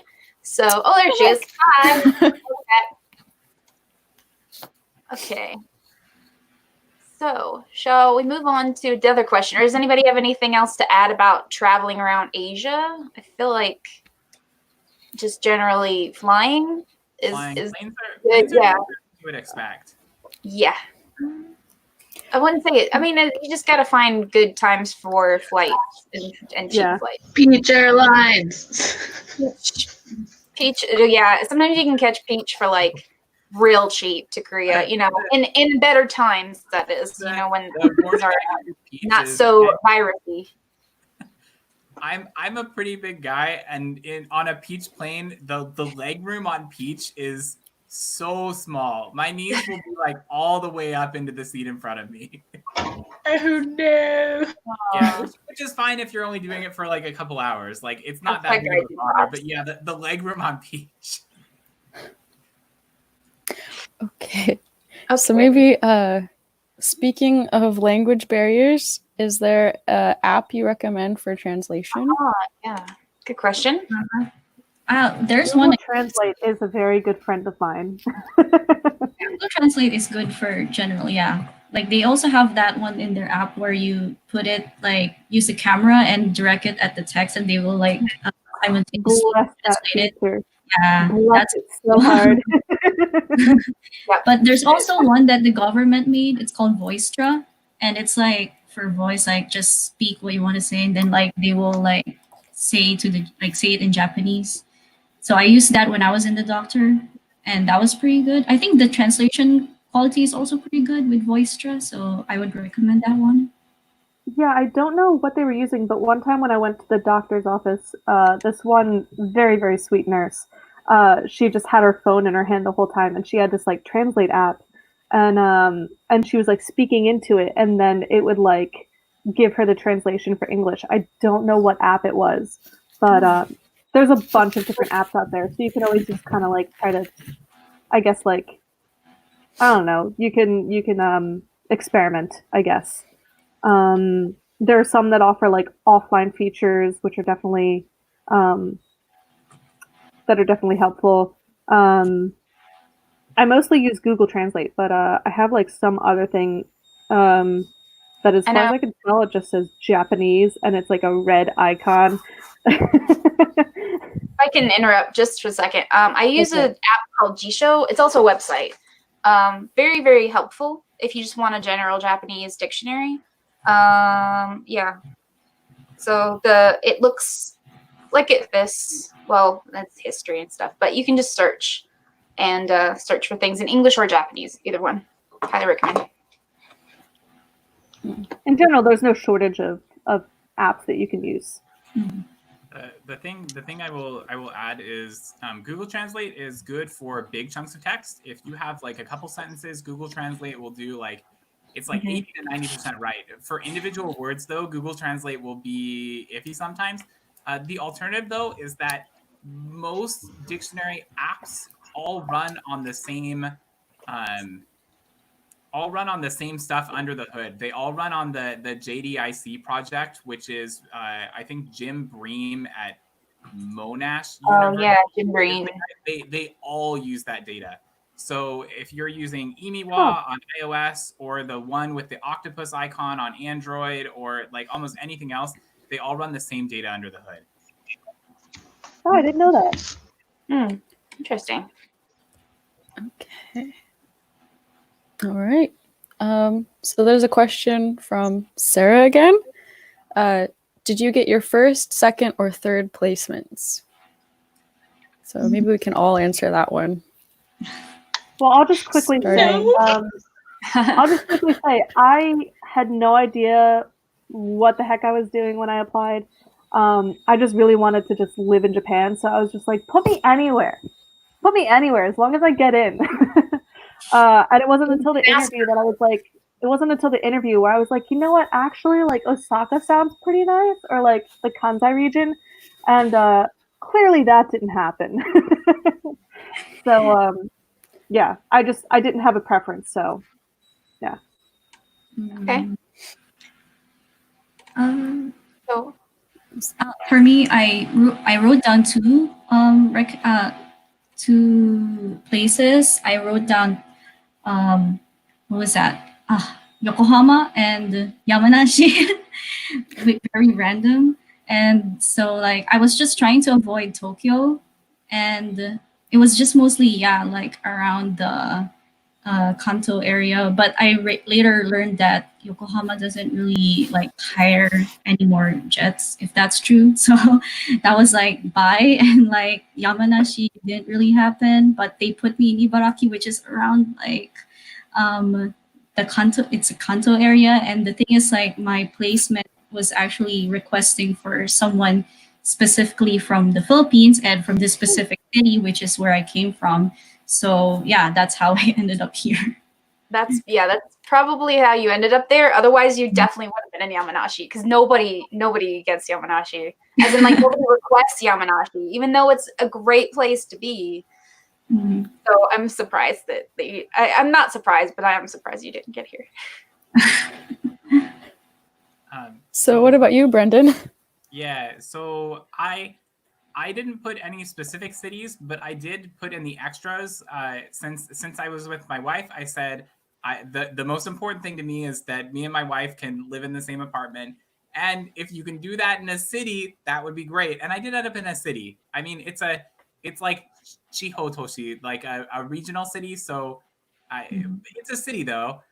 So they took at least I mean 50-50. They may have taken my request for an urban placement into account. I will point out though that for Jets who do get placement choices, there's two really big reasons for that, and one is that they're married to someone who lives there. Like it's a Jet who's married to a Japanese national who already lives somewhere in Japan, and they end up there. The other reason is sister cities. If you requested a sister city and brought that up in your interview, that can happen pretty often. The Niigata City CIR, I believe, is from a sister city of Niigata, and a couple other CIRs. We, for example, in Niigata at the prefectural government office, our Chinese CIR always comes from a city where we have a government office in China, in Harbin, China. So sister city relationships will help a lot. But you usually need a pretty good reason beyond this would be nice. Mhm. Yeah, exactly. Like my placement was also a sister city, so that's why it was specifically my city that they requested. Yeah. So what about you, Lily? You live in kind of a popular placement, I think. Oh, really? Yeah. I think Hyogo's kind of Oh, popular. yeah, Hyogo.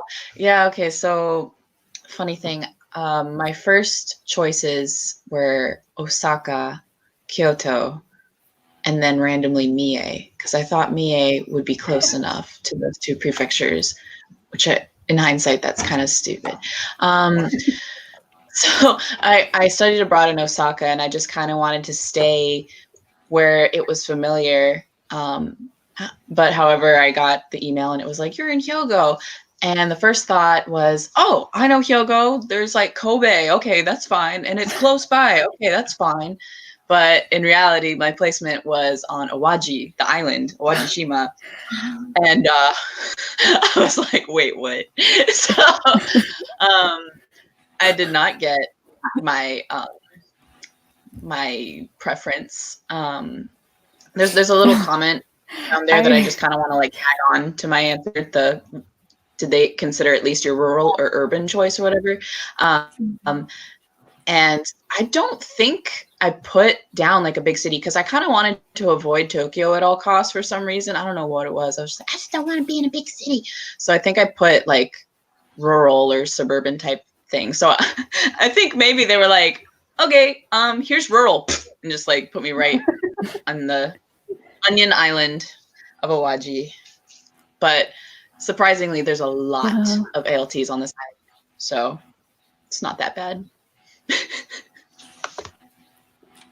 Yeah. I requested Shimane, which is kind of rural, and I was placed in Saga, which is also very rural. I think that's probably why I got Saga, but I didn't know what it was. I didn't know where it was. I didn't know anything about Japan. I thought Kobe was in Hokkaido when I applied. So I was like, I don't want that. And I was worried because I heard that's our sister city for Seattle, but I really like my placement, and I'm surprised to hear people do request Saga. So it worked out. I really like my placement. Yeah. I think I have one friend who she's also a first year. I think she requested Akita, but it's not usually a requested area. Yeah, that's really all I could say because again, when I was applying, I had no freaking clue. I just wanted to be accepted, so I was like, just take me anywhere. I just want to go. So it's like I'm not going to be picky about it.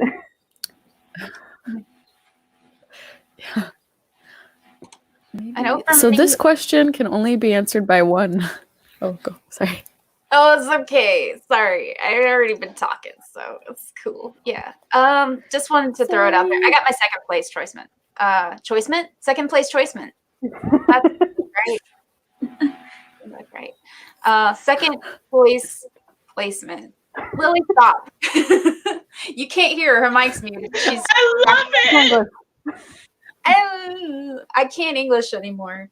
Oh, anyway, so second choice. Your 5 years, that's what happened. Choice. Yeah. So it was because my friends were here. And Yamanashi, especially Hokuto, has a sister city relationship, like what Brendan was talking about. A lot of times, if you have a sister city or sister county, even it's a county in Kentucky. It's where I'm from, and so they're just like, hey, you're from Kentucky, let's bring you over. And then now I think we have like 6 other people from Kentucky. We have a ridiculous amount of people from Kentucky here. It's crazy. They just love us. So if you're from Kentucky and you're watching, you might end up in Yamanashi. Just saying. You might be my successor. So anyway, that's all for me. Oh, and as far as like rural and urban though, sorry. I don't remember if that was on the application or not. Was it? Was it, guys? I think it is. Like lower, like as in like less years than I. So I think they've changed a little bit. Yeah, but I don't remember if they did. But I mean, I like rural areas. I grew up in a rural area, and I love it. I don't think I could be in a city. I couldn't be in a city. I would despise it. I would probably not have been in Japan as long as I have been. I guess with rural and urban, there's like one other thing I want to highlight, which is your definitions of rural and urban in Japan are going to be a little bit different than they are in any other country you're from. Yeah. Pretty much anywhere you live, you'll be within at least a couple hours of like a city. But also like the bulk of jet placements are rural. I will say, one other thing is like, so I get excited because like, when I had applied and like was waiting for my placements, people were like, okay, look out for shi and machi. Cause like shi means city. So it was like, so then when I got my placement, I was like, yes, it says shi. And so I was like, yes, it's Yokote shi. And Yokote is not much of a shi. It's like Yokote city, but it's, I don't know the exact population. You could ask the people here and they would be able to tell you like exactly how many people. It's weird. They're like very good with like population numbers here. It's kind of freaky. But Yokote is not, it says it's a city, but it's an hour from Akita City, which is like, you know, obviously the capital of Akita Prefecture. It's got like what I guess you would need. Like it's definitely not a city, but it's not like, I don't know, like it's still pretty rural because there are rice paddies everywhere. And they're actually very pretty, like in the summertime. Like they're actually very pretty. Yeah, it's still very, very rural, but it does have like things that you would need. Like it has chain restaurants. We actually got our first Starbucks just a couple weeks ago. Yeah. There's a mall about 20 minutes away. And that also has a Starbucks. So there's malls and everything. So yeah, so there's even in like the rural placements, I mean, I guess I'm maybe like rural suburban, I don't know, but it's just piggybacking on that, piggybacking, not piggy banking, piggybacking on that.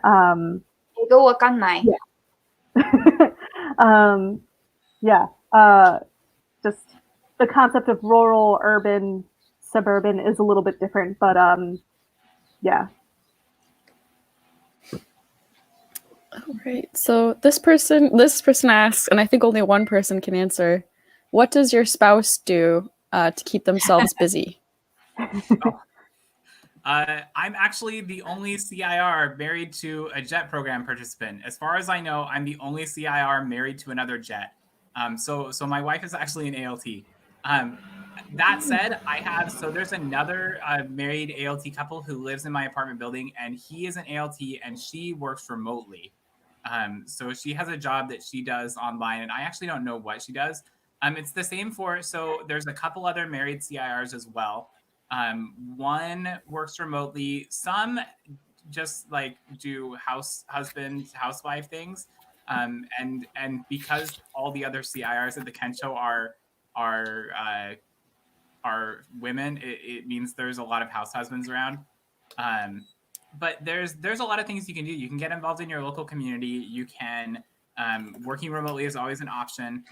On a dependent visa, your ability to work is kind of limited. But there are some types of jobs that you could find if you want to work. But there are a lot of ways to stay busy. I'm trying to think if I have anything else to add. Find a hobby, find a local community group. If you're in a bigger city, there will be no shortage of those things. I think the most important thing is keeping yourself social and trying to avoid being a hermit. That's solid advice for any situation. That is universally applicable. So the next question is about phones. Always a popular question. Which phone brands work in Japan? Should I buy my phone in my home country or in Japan? So Yeah, you're a tech guy. Go for it. and the reason is that I have a Pixel 2 and the Google phone. The Pixel 2 was actually never sold in Japan. Yeah, the Google phone's. I love my Google phone. Let me be a corporate shill for a second and tell you all, I love my Pixel 2. However, the big factor of whether or not a phone will work in Japan is not the phone itself. It's the bands. It's the wireless bands that the phone uses. So even phones from the same maker, there will be some models that will work and will not work. And even if a phone is marketed in your country and the same phone is marketed in Japan, they may actually have different hardware and may not be compatible. So, for example, when I first took my phone in, I had to try 3 different MIVNOs, mobile virtual network operator. The not any phone provider that isn't the big 3, that isn't AU, SoftBank, or Docomo. So there's a bunch of little ones that they buy space from the big ones and they resell it basically. So there's like Line Mobile and UQ Mobile and Mobile, and I think Sakura Mobile is one that's marketed at Taurus, and there's a ton of them. But I had to try 3 different little providers to get one that was actually compatible with my phone. So I would say if you have a phone that takes a SIM card, go ahead and bring it, because the worst that could happen is you realize your phone is buy a new one. But there's a lot of different parts. There's a lot of moving pieces in compatibility with a non-Japanese phone on a Japanese phone network. Okay. I bought a new phone that's unlocked, a Samsung S10e. And before I bought it, I tried to check with this website called frequencycheck.com. And you can check your phone model if it will work with certain certain telecoms in Japan. So I did that, and mine works well with SoftBank, and mobile uses SoftBank. So I just got myself a mobile SIM card and used that Samsung S10e here. So it works fine. Yeah, I think that website helps if you want to check if the particular cell phone model you want to bring will work or not.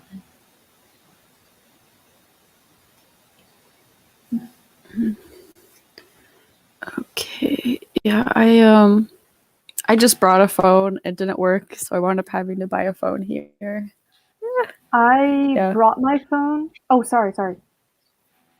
Go ahead. I'm sorry. No, I'm over. Oh, okay.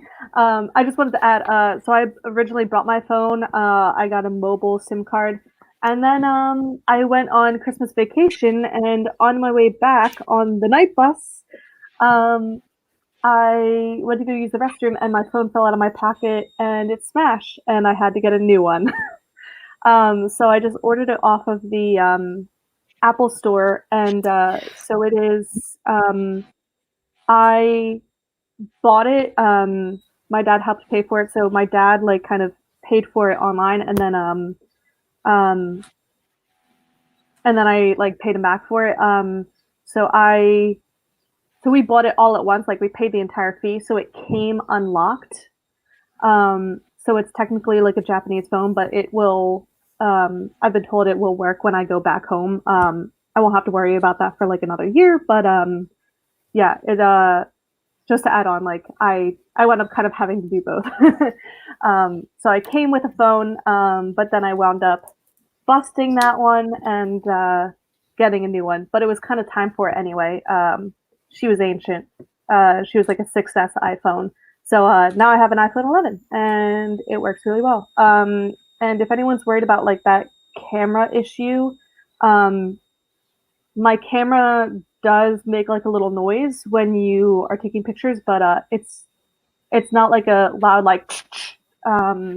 It's kind of like a little like ding or something. I don't know, but it's like doo doo. It's a lot more subtle.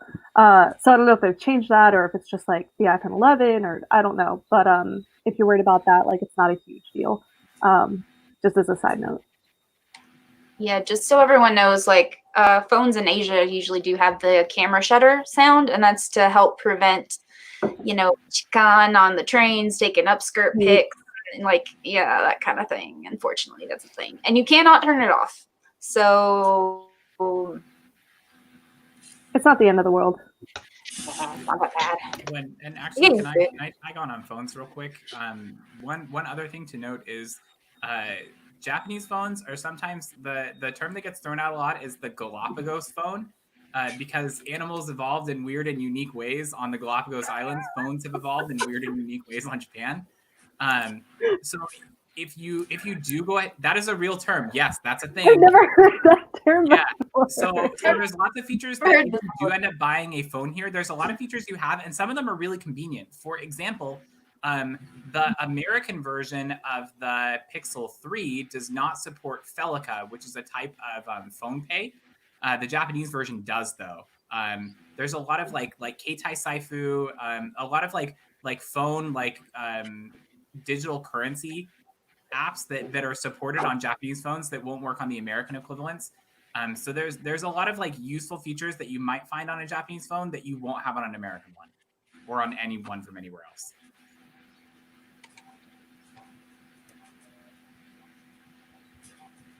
Ijo desu. Ijo. Okay. That's all. So maybe a couple more questions. Yeah, we keep getting a lot of good questions, guys. I'm glad you guys are sticking with us. Just want to welcome people who've been coming in a little bit later. That's totally okay. And just tell people that you will also be able to watch this afterward on YouTube if you missed anything. I know it's like we've already been streaming for 1 hour and 48 minutes, but it's what else you got to do at the moment, guys? We're all at home. I'm a lifeless loser, so this is the most excitement I have all weekend. I just want to show that on there. My friend, the webmaster here, put out Hokuto. Yeah, Hokuto represent. On my drink. That's Yeti. That's our proud Yamanashi mascot. Yeah. Hokuto Banku. Okay. All right. So, shall we go with some more questions? Yeah. So maybe commute times. So, what's your commute like to your schools and work? Okay. So for me, when I first went, I had to take the bus, but because that got so well with the bus, it takes me like around 30 to 40 minutes. It takes longer going back home because the bus travels a longer route. So I got annoyed with that. And so I got a car later on. And with a car, it only takes me around like 20 minutes, depending which school I go to. Some schools are like further, some schools are very near. So some of my schools take only like 10 minutes by car, and the other one takes like 20 minutes, 20 to 25 minutes. Yeah. With a car, that is. Okay. So yeah.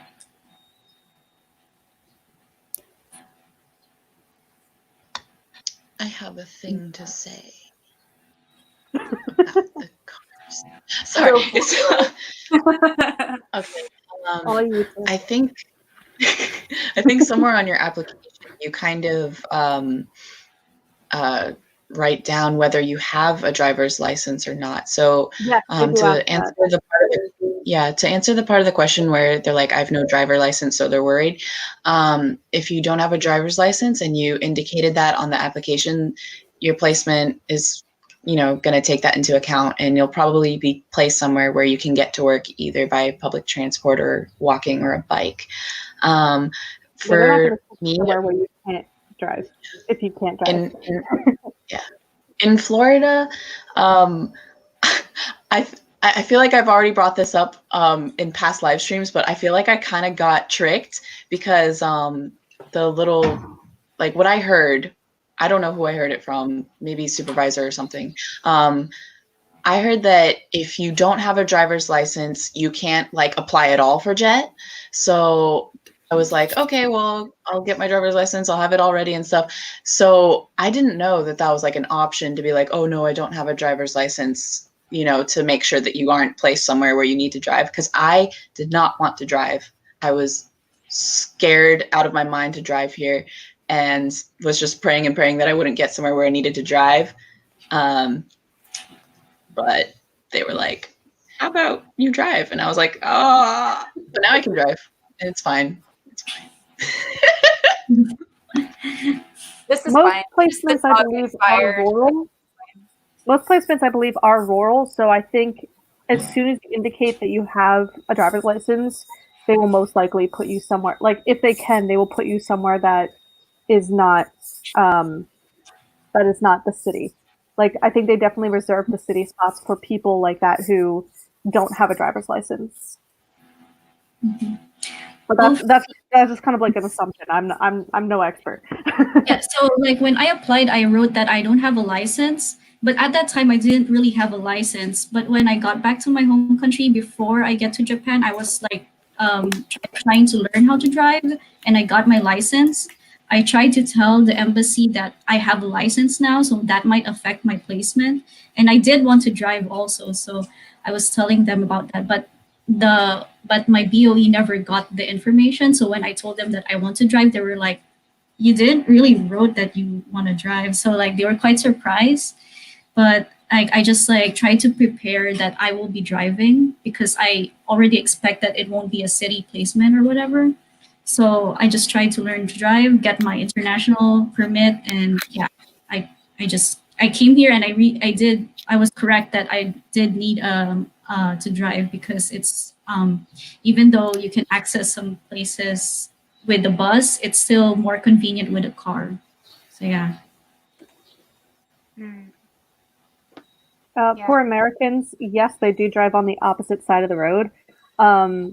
So for anyone else that's American and maybe is worrying about that, it's not. I don't think it's that difficult to like adjust. At first, it's a little weird, and you like keep going to the other side of the car to like get in, and then you're like, oh yeah, bye. But one thing that so like a lot of us, those of us who came over to Yokote, we had varying degrees of like driving experience. One of our new people is British, so she was used to driving on the other side, but she had not been driving for very long. She had just recently gotten her license, so she was very worried about that. But one of the first things that they actually did at our BOE was they actually so they had somebody from the BOE come with each of us and have us drive them to and from our schools and our apartments, so that we could get an idea of how to get to our places. So it was a little weird because for me, I had somebody who did not speak English. So it was just like this random Japanese guy from the BOE that like sitting in the passenger seat, and he was like Miki, Hidari, he like this way or whatever. And I was like, I don't know what you're saying, but he was like pointing. So I did actually like start learning directions. Um, um, while I was in the car with him. So it was like an hour or something in the car, and we were just like driving around the city, going to my house, and then we went to both of my schools. So I have two schools. So we went like to each of them, um, and so he like helped us. I mean, we got somebody that helped us like figure out how to get to our schools and also like get a little used to driving as well.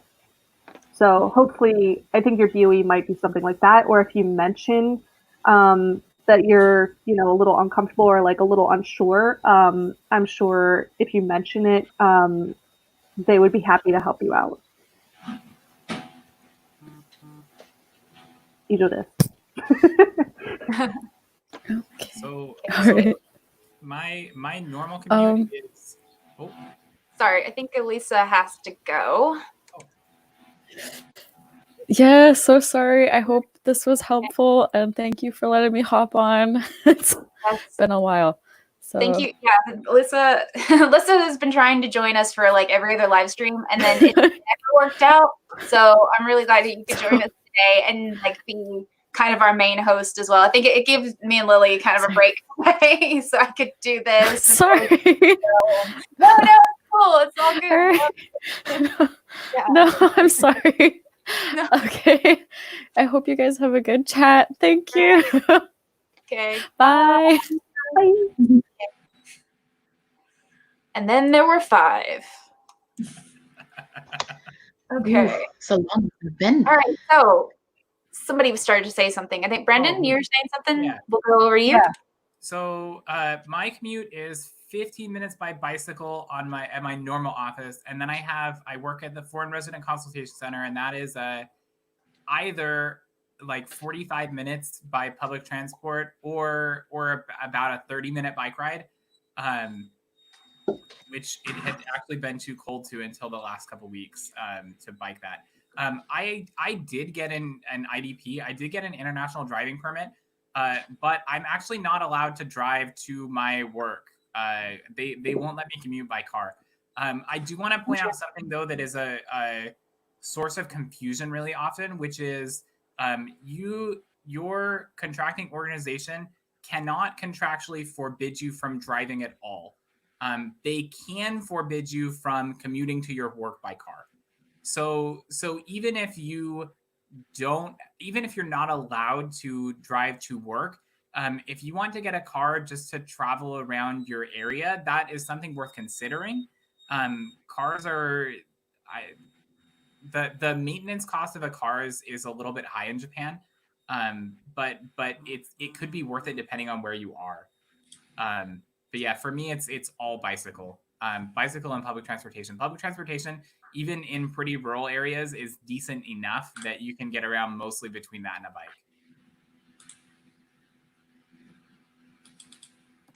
Yeah, I think it definitely depends on your place though, because I know for here, down in the basin, I live on a mountain. So down in the basin, which is the mainish part of Yamanashi, public transportation is a lot better in general. There are more buses and you can definitely get around by bike. But like if you live in mountainous areas, cars are the way to go.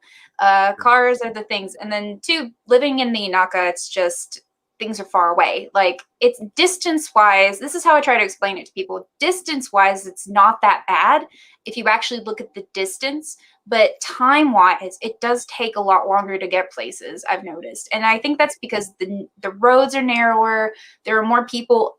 Things I would consider back roads back home in Kentucky are main roads here. The actual back roads are like these tiny, tiny little streets that like one car can fit down, or that they still don't really believe in one-way roads. Yeah, they're like, oh, definitely a 2-lane road, and it's not a 2-lane road, guys. It's not. There's designers make it work. Yeah. So yeah, Yeah, for Inaka purposes, I recommend cars. But that's kind of a thing that you should ask, I think, your pred and maybe people around your prefecture too, because they would know better your situation. It's very different all around Japan. So and when your supervisor, you find out your placement, your supervisor will reach out and talk to you about these things also. hopefully. Okay, speaking of driving, some Jaded Reader commented, is there a reason why you can drive but not to work? And then, Lauren, who's my friend, answered about liability concerns, wondering the reasoning behind why you can't drive to work. It can be, there's liability reasons. There's also the other thing is parking. Sometimes your work can't find parking to give you or isn't willing to provide you with parking. Those are the big two issues. Yeah. Yes. Show. Is this a two-way road? Somehow. Indeed. Yes. They will make it work. Actually, have one very narrow street, like literally right behind my house, that terrifies me, especially in the winter. It should totally be a one-way road, but it is not. And it is fairly well-traveled. It brings me fear. But people will be pretty... I don't want to say like this is a blanket statement, but usually like people will be like fairly considerate and like if they're worried about you or themselves like crossing at the same time, they will like stop and wait on the side. Like they will kind of like wait for you to pass and get through the road before they like then come in and enter. So yeah. But that's kind of like a niche, little like niche kind of thing. You'll work it out. You'll be fine. Yeah. Even my road to one of my schools is like that, a super narrow road. And sometimes it's scary if the bus is at that same road at the same time. It's so scary because but most of the time they would see that it's like the bus would see you coming, so like they would stop for you first and let you pass because they know they cannot fit that road if you're going to pass together. So yeah. They don't want to be in an accident any more than you do. Yeah, it's super scary. I guess I got used to Especially if they see you're a foreigner. Yeah, I got used to the road too. Like sometimes okay, we will both fit here even though it's super narrow. So we just like both slow down a bit and then like, okay. Yeah. There's another car question up here. I don't think we'll really have time for it. Perhaps we can answer it in another one. But it's about how you get a car. That's more like for after you're here already. And we're trying to kind of stick with like pre coming to Japan. I know we kind of answered a little bit out like other than that, but we'll try to get a few more of these questions. Maybe a couple more because we're like at 2 hours. And I'm so happy you guys have been sticking with us for the most part. So yeah. Okay, Lily, I'm gonna let you get something out here. All right, let's get rolling with the preparation questions. We have a general, I'm changing my life things to do. Let's start with, I'm gonna start with Brendan here. What are things you did to prepare for moving to a different country? Example, like closing a bank account, giving a power of attorney, doing taxes, stuff like that. Oh, well, I got married just a couple months before coming, so there was a lot. We had to update passports, change her name at the Social Security Administration, and a bunch of other like marriage stuff. But also, we opened a new bank account, and we opened one that had no international transaction fees, which has been really useful. I had to pack up all of my stuff. I had to get rid of a lot of stuff. My parents have been kind enough to hold on to a lot of just like, several years of stuff that had piled up from the time I was in school and working. So there's a lot of that. Make sure that you get from the IRS. What is the form? Oh yeah, it's the the tax form. Yeah. The tax form. There's a tax form you need that is important for you doing taxes your first year in Japan. If you're from the US. Other countries don't have this. Yeah. I would recommend getting an IDP, getting an international driving permit, whether or not you're going to have a car. It's nice to be able to rent a car sometimes. I'm trying to think if there's anything else. That is all I can think of off the top of my head. But yeah, so broadly speaking, get an IDP. It's really cheap. I think mine was like $35. It didn't require anything except that I go to an AAA office and say, hey, I want an IDP. Get a bank account that has low or no international transaction fees. You'll want to maintain at least one bank account in the States. For example, if you had closed your bank account right now, you would be getting a paper stimulus check that you would not be able to deposit. Yeah, and make sure that you have like stuff squared, like physical things that you own, like squared away in storage somewhere, or that you have gotten rid of. All right, good. Treasure, how about you? What did you do to prepare moving here? Also, are there any like health things you needed to do, wanted to share, like any medications you had to bring and stuff like that? Oh, yeah, that's a good point. So for me, what I had to do was I am quite a bit of a child adult, in the sense that like yes I'm an adult, but I didn't have many of those like adult things to take care of. Mostly I just had to like do the thing with my student loan that we mentioned earlier. Um, uh, yeah, then when it came to medicine, so that was where the challenge kind of came in for me a little bit. I was really worried because so I have so I use birth control. I use anxiety medication slash depression medication. Um, so I was worried about maintaining those medications when I got to Japan. And so what I was doing was I had to.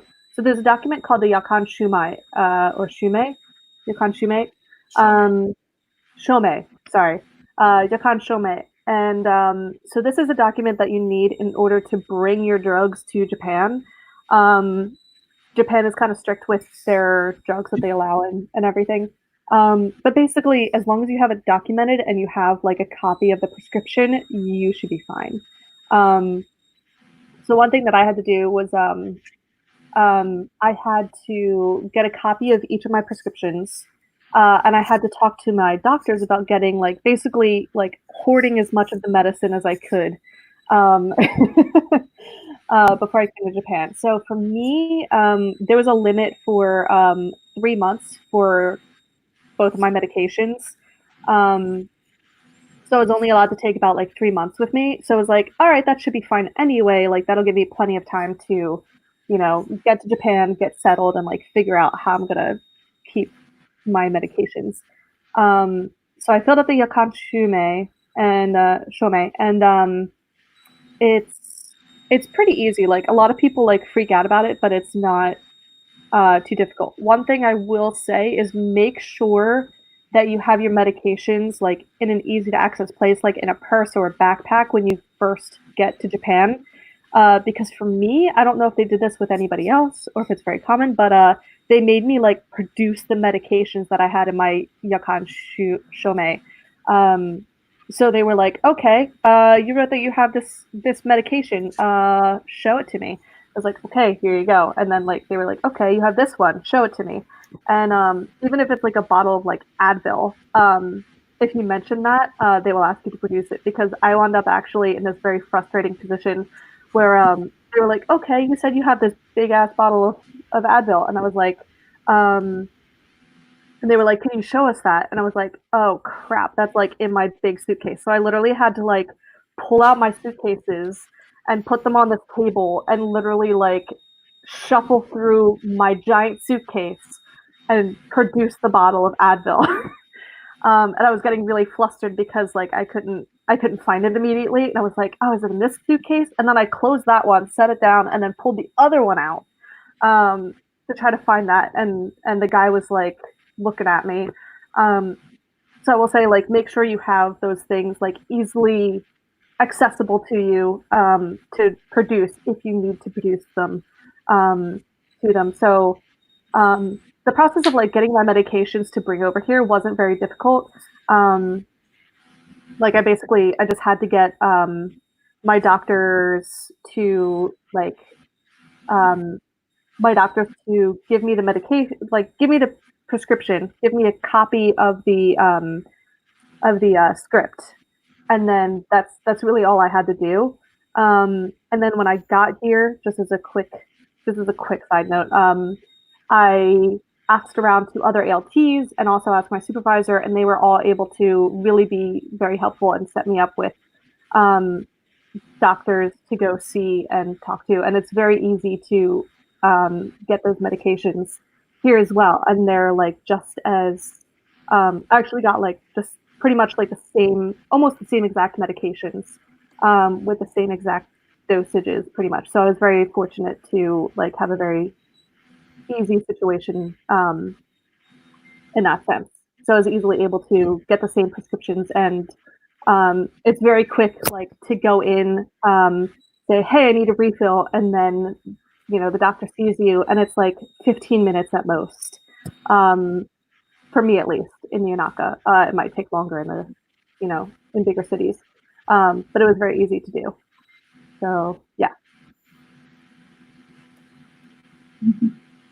Okay, good. Yeah, about the Yakan show, Sorry, that was really definitely. long. No, it's fine. No. Like, so yeah, I had the same thing. I had some medications to bring over, and so the Yakan Shomei does make things a lot smoother. I'm surprised that they actually made you take it out, and show everything. So, I mean, like, yeah, the first I time, was too. yeah. I didn't expect that. The first time I brought. Yeah, the first time I brought over something, I showed the certificate, and I was already trying to like fumble around, like trying to bring out, like, I swear, like, I'm not a criminal. Here's my medication, and they were literally just like, can you just mute? Can you just arrest me? they didn't let me finish taking out the stuff. They're like, can you please like leave my like site, you pitiful person? And I was like, okay. It's like, I was just like, but dang, yeah. Like, immediately like come to Japan, immediately get arrested. Oh my god. Yeah, but that's good advice though, because you never know, you might run into someone who really just wants to crack down on that, so you might as well have your medication like in an easy, accessible place, so it's not all frustrating. Yeah. Okay, that's good. The first two were like really easy too, because like I use them every single day, but the Advil was like something I was like, oh, I'll bring this just in case, and like I was like, I don't need an immediate use for this, so I just like stuck it in a suitcase. Yeah. And oh, Princess, she said, oh, there we go. Yeah. I want to add about the medication. Yeah. So like I didn't really have like prescribed like medicine, but I did want to bring just like general medicine, like OTC ones, like for fever, for diarrhea, whatever, like those kind of stuff. I did bring just like really small amounts of them. I didn't had to make a yakan shume, and it did prove to be very helpful, because during the orientation, I had two friends who got like a fever and one had like a headache, and I had to give them medicine because they didn't have any. So I guess like it's just good for like those emergency like situation when like you need immediately a medicine and you still don't know Japanese or whatever, you can go to a pharmacy. So yeah, that's just like my little advice. Oh yeah, you only need that to declare that those kinds of over the counter medicines if it's like over a month, 3 months. Mm-hmm. Yeah, mine wasn't that much, so I didn't declare them. Yeah, I literally bought like the biggest of bottles of Advil because I heard that like painkillers in Japan were kind of weak. So I was like, oh, well, I might need this for like cramps or like for whatever headaches. And so I was like, I was kind of paranoid. My dad, I think, had also like bought this big giant bottle for me. So I was like, well, I gotta take it now. So then I declared it just to be safe, and it kind of bit me in the butt later at customs. So yeah, it's only if you bring like giant bottles like I did. Just want to say a How quick about thank you you, to the current Jets. Oh, sorry, guys. But I've been looking at our chat thing, and some current Jets are currently in here, haha, and answering questions, like helping us answer questions. So thank you guys who are in here who are helping us answer if we're not able to. So thank you very much for that.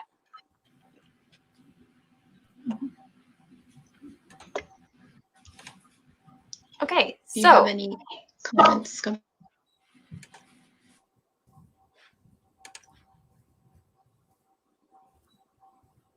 what? Sorry, we talked at the same time, and I was like, no, I was asking if you had anything to add. Okay, back to what were we doing? Yeah. Yeah, I guess we finished the general I'm changing my life things to do. So now we're getting on to getting in touch with your pred. Yes. So, okay. How about from Laura first, if you would like. When did your pred contact you and how was your communication?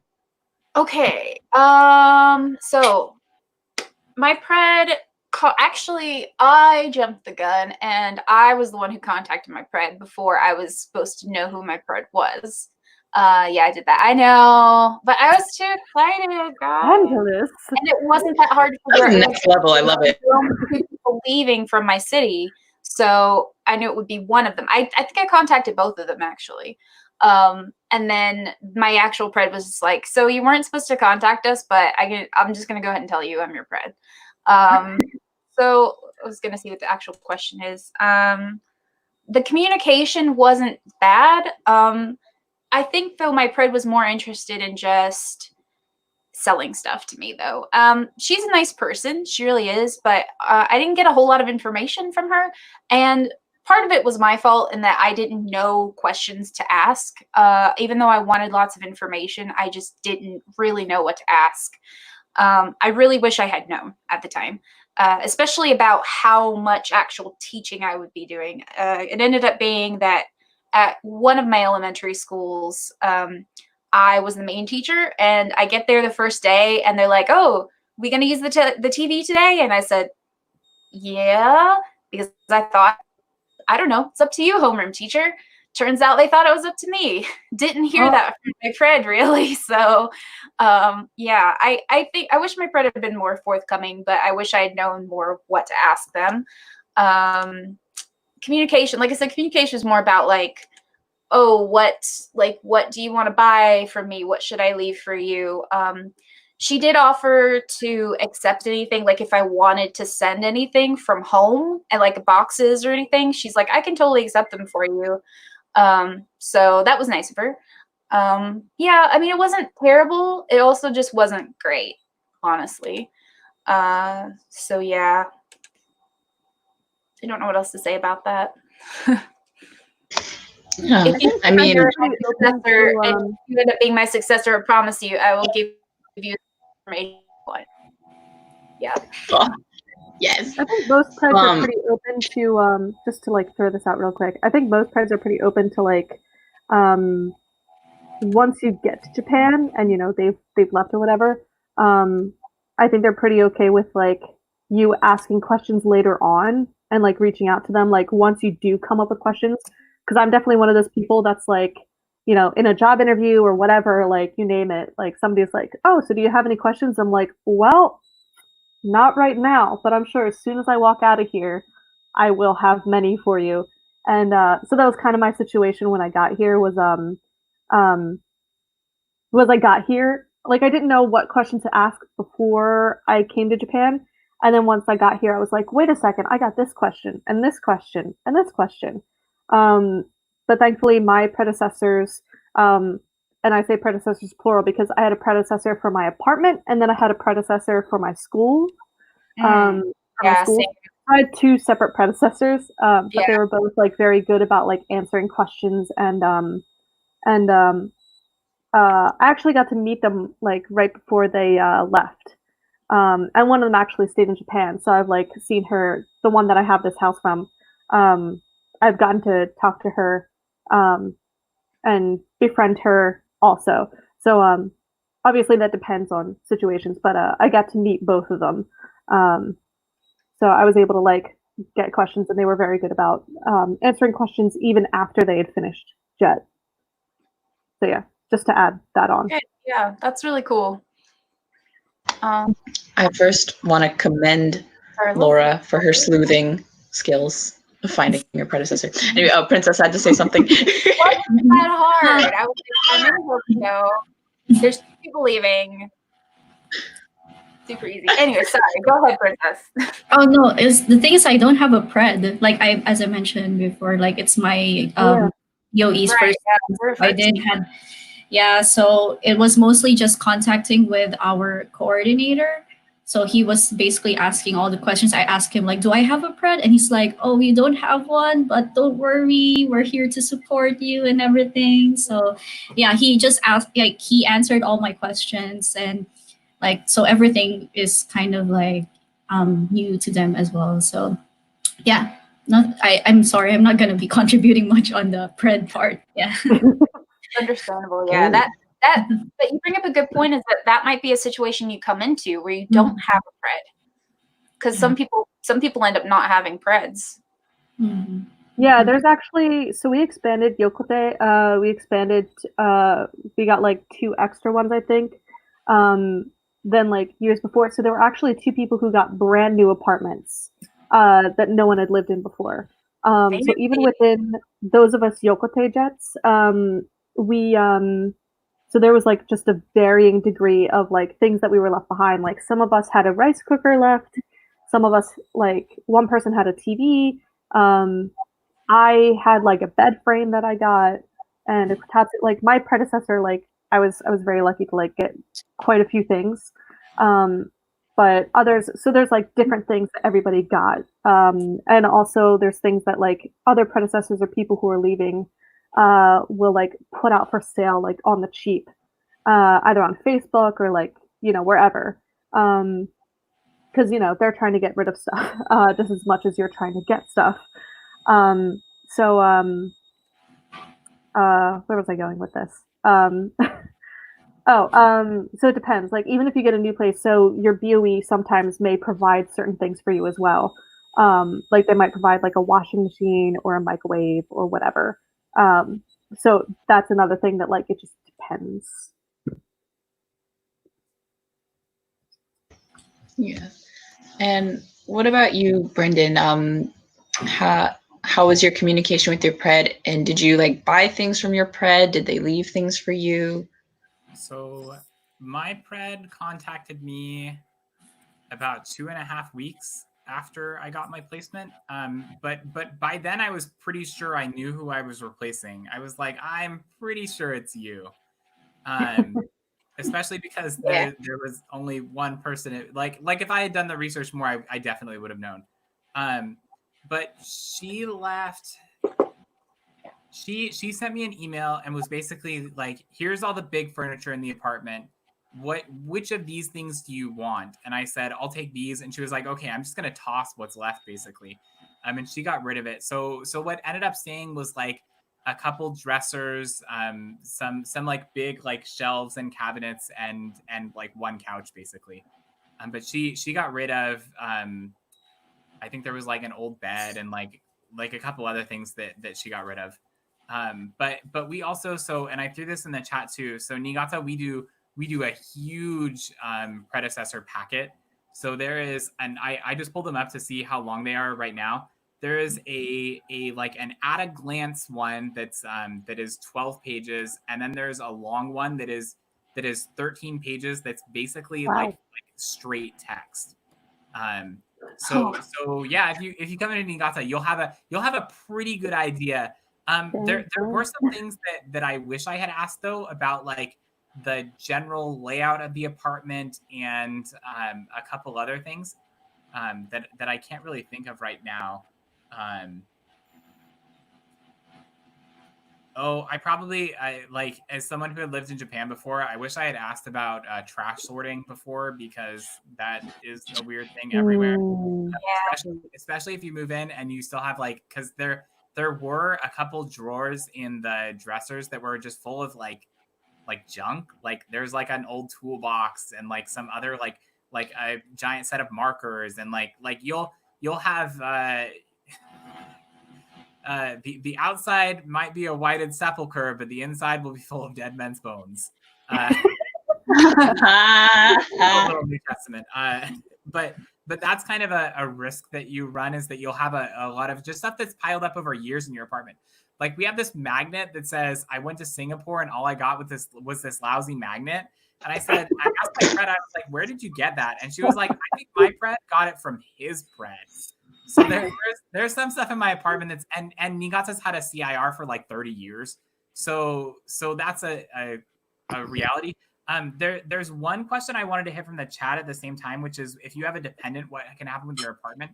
So in my case, my wife is also a jet. And so her CO said, we'll find housing for both of you. And they sent it back. And then my CO emailed me and said, please do not go and stay in that housing. It is not big enough for 2 people. We will find you housing. And we ended up in the one that my CO found.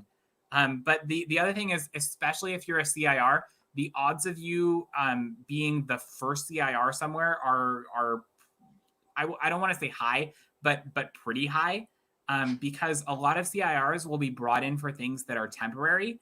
Like right now, we have a couple CIRs who are there primarily to support Olympic activities. We had previously, there were CIRs here who were specifically supporting the Rugby World Cup. So if you're a CIR, there's a reasonable chance that you can be the first CIR ever, and that your job you kind of figure out along the way. But also that means like you move into an apartment and you have like, you could have no idea what it looks like until you get there.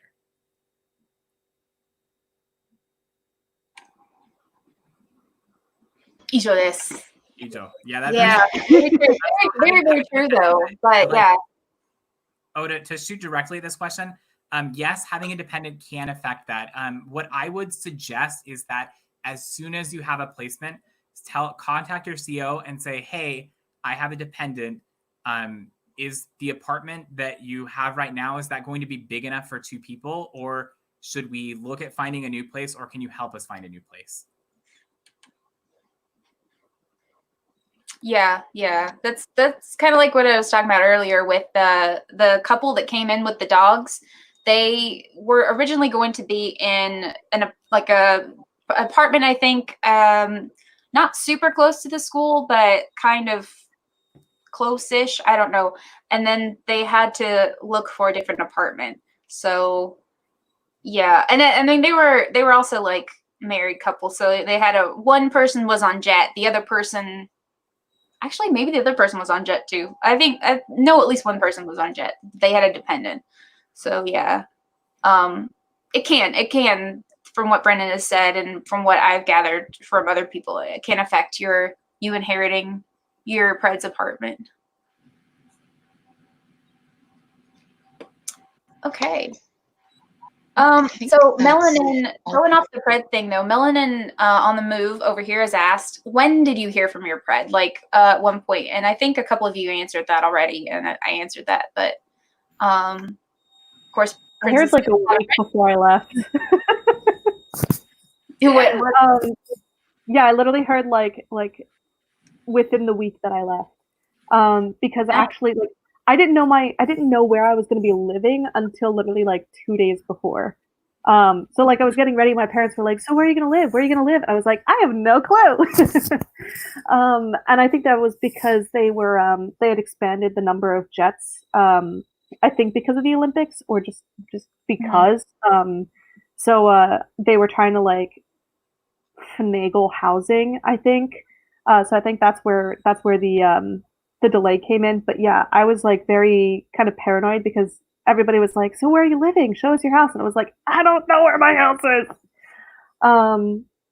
And so I didn't hear from my predecessor until like the week of, but she was very, very helpful. Both of my predecessors were very helpful. And they were really trying to make sure that, I didn't come into some situation where I was like, totally lost. or like totally screwed with like furniture or whatever. So they were very good about making sure that I had what I needed. That's crazy that they contacted you like before, and maybe they weren't allowed to, because that's the thing, is that if you don't get contacted by your pred, sometimes it's that we're not allowed to, or they're not allowed to for a while. But I feel like the week before, perhaps they just kind of got busy and maybe forgot. Yeah, I think it was probably something to do with the housing. That, but I mean, it also could have been. Were you shortlisted or were you waitlisted, and then got upgraded? Yeah, I think it was a matter of them, like, they expanded the number of jets they wanted in this area, and then they were trying to, like, maybe some like housing plan fell through, or something, like there was some sort of housing issue or something, is what I'm guessing. But it all worked out, so. There are many reasons. I just want to assure everybody, there are many reasons why you might not get contacted, like, for a little while, and none of which have to do with you.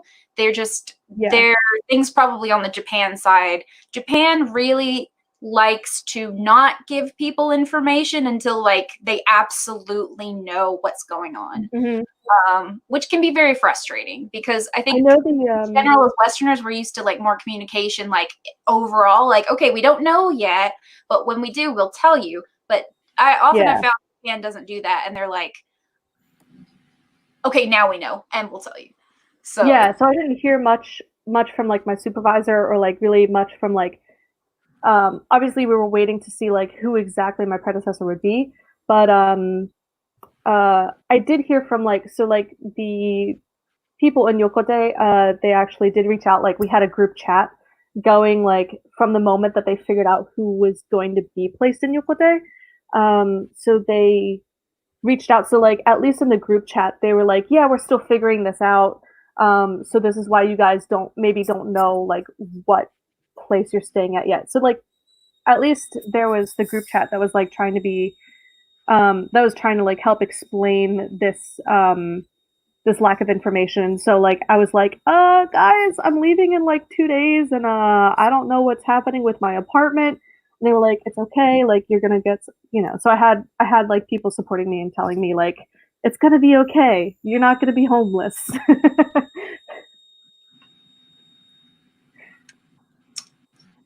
all right, okay, thank you guys so much for answering all the pred stuff. I think we're good on that now.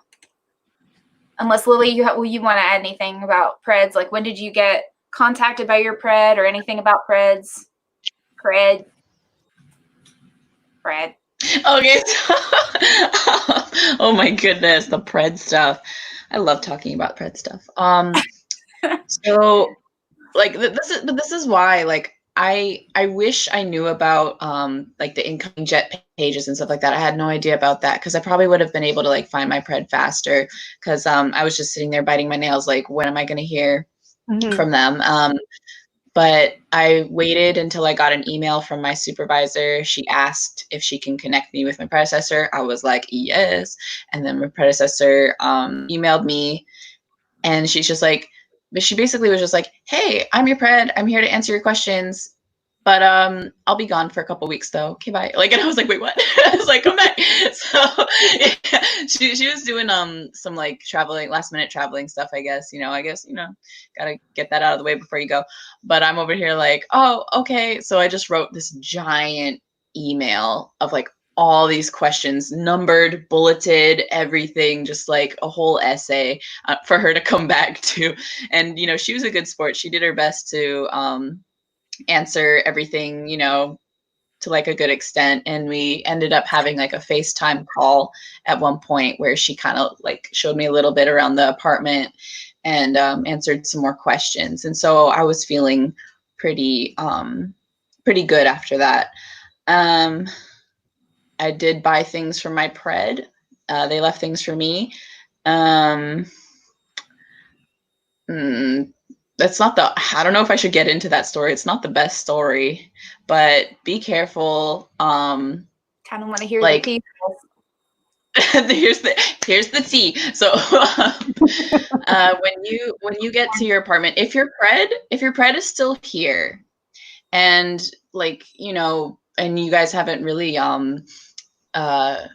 confirmed like the price of stuff, like if they want to sell things and stuff, do check like what they're trying to sell and stuff, like check if it's broken, check if it's usable and stuff, because my situation, she left some stuff that were useful, but a lot of the stuff she left was like broken, and so like I paid for broken stuff and then had to pay for that broken stuff to be taken out because it was big stuff, and here in Japan you have to pay for big stuff to get taken out. So that was ouch. So yeah. Yeah, that can be rough. Yeah. That's all I have to say on that. Okay. Thank you for some tea. It's a lovely time. All righty. Okay. Well, we're at like 2 hours and 35 minutes. This is like the longest stream we've ever done, but you guys are holding out. Thank you to our panelists who are holding out here. And then also thank you to everybody who's still like watching us for some reason. You guys are really bored, aren't you? It's okay. We are too. Yeah. No, it's good. I'm really glad, you guys. This is actually the most viewers we've had for a live stream, like viewed. And then you guys you've thrown out a lot of really great questions and stuff. So thanks to everybody who's watching. Thanks. I've done a shout out in the comments. Thanks to Brendan, who's been answering some questions. Yeah. And then thank you to my two friends, and then also another Jet who's like in the comments answering questions. So thank you to my peeps out there. Okay, so should we answer any more questions, guys? Oh yeah, girl, yeah, she's playing Animal Crossing. My friend Lauren's playing Animal Crossing. Not bored. Oh, Jaded Reader saying they're not bored, but I appreciated your time. Thank you, guys. Thank you. Thank you so much, guys. All right. Do we have any more questions that we should answer about like prepping for Japan? We've gone through our written down. We had a list of written down questions, and there's still a few in the comments that we could answer if you guys still want to do a little bit more. Either way, it's fine. I think it's 1:38 p.m. here. I think we're probably all getting hungry. I am. I am. Yeah. I need my lemon tea. Do one more question, and then we will leave people to like go about their business and stuff. And then some of these questions I just want to say, and Brendan also said it, and I think a few other people have said it too, that where if you've asked a question like recently, some of those questions have already been answered in the last like 2.5 hours. So go, sorry, you're just gonna have to go back and kind of search through it. But yeah. God, why didn't you just join from the start? Oh my God, you guys! It's not like you have anything else to do. But actually, you probably do. And also time differences are a big thing. For sure. Yeah. So yes, thank you, Allison, for helping us answer questions. My friend Sarah is asking us what's your favorite bridge and why is it the yellow one in Hokuto? Because it has a view of Fuji, that's why. Yeah. Oh, so, actually, I do have a favorite bridge in Japan, and it's the Kintaikyo Bridge in Iwakuni. And it is honestly like one of the coolest bridges on the planet. Really? It's like 5 arches across a river. I'm gonna cool. put this in the chat because it's yeah. Show us. Link us to this. It's not particularly very cool looking, but in Yokote, where there's a festival. It's basically a boat crashing festival that is held on the bridge in Yokote, like the main bridge. This past year when it happened in the summer, and like just after I got here, and it was a little bit of a letdown this past year because it was raining, so like the boats got like really waterlogged. So like instead of like actually crashing, they were just kind of like bumper carring each other very politely. But just on the subject of bridges, sometimes there are cool things that happen on bridges. I'm gonna share this because it's pretty cool. I'm gonna share it with you guys. So I don't know if you can see it. There you go. This is the bridge I was talking about. That's really cool. Yeah, it's kind of in the middle of nowhere though. Wow. So if you end up in Yamaguchi or like Hiroshima, then you can like day trip out there, but yeah, I can't day trip out there. That's really cool. Ooh. Fancy. Access. Guys, remember this. Like, take a mental picture. Okay. Yeah. All right. I do see there is one like question here that just popped up. Just like about the orientation in your home country. Oh yes, like pre-departure. Pre-departure is different for everybody. Yeah. But do you guys want to talk about that really quick? It's a little boring. Oh, I know. Like, yeah. Princess, since you're from the We got Philippines, some good Japanese food. talk about Not what mine. that experience is like. It's definitely different compared to like American ones, I think. Yeah, like in our orientation, we did like this one session about like Japan's culture and like a bit of Japanese language practice. It wasn't, I don't know if it was helpful or anything, but yeah, we had that kind of time. And then just some, I don't know, like that, there were like 2 seminar sessions. And then after that, at the evening, we had like a party at the ambassador's house. So yeah, that was pretty cool. It was a nice time to kind of like talk with everyone, make connections and all. And then we had another day where we visited like the Manila Japanese school. So that was pretty interesting. Like we got to see like that school actually has like the same curriculum as they have in Japan, and the school looks like Japanese school. So like cool.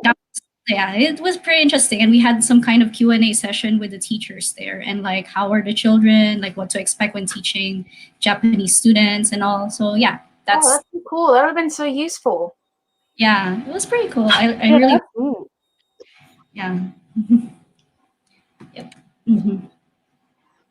Okay, so how about you guys? Brendan, like what about your orientation?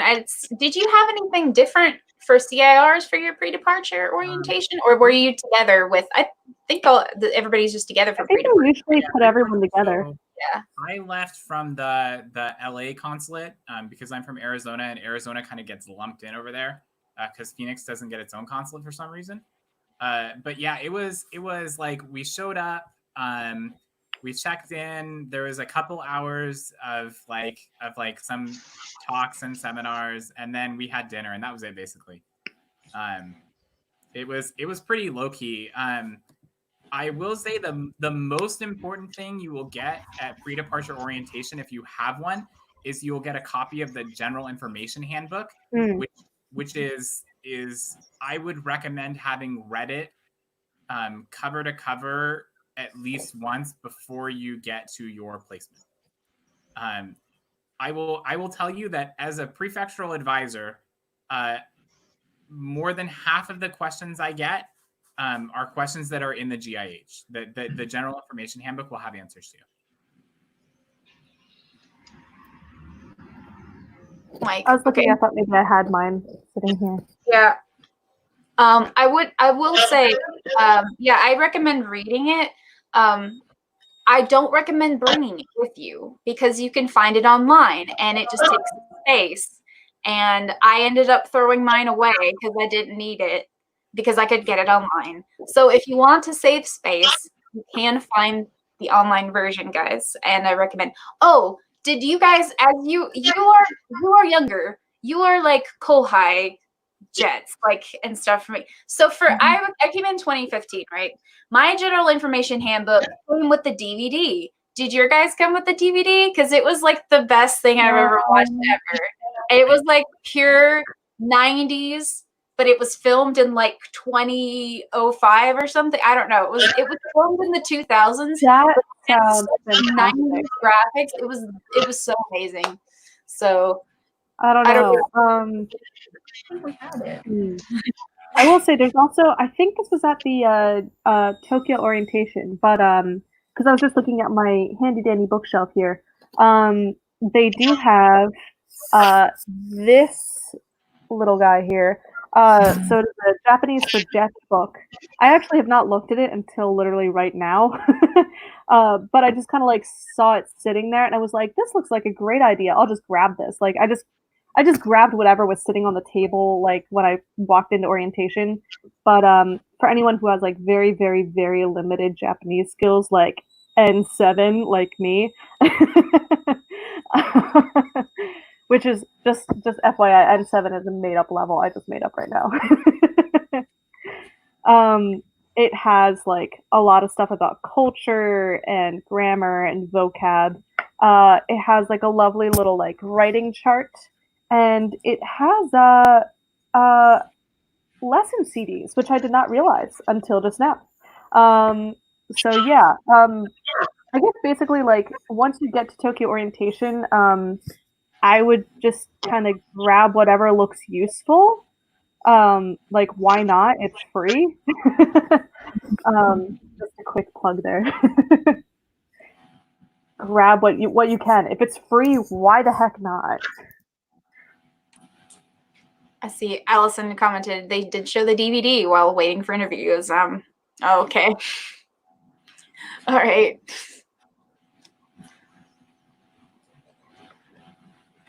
Okay, guys. Well, we've hit 2:45, and I think some people have pieced out. And okay, Allison. Hi. You're also 5th year, perhaps. Oh, cool. We were at orientation together, maybe. Two unicorns. Yeah.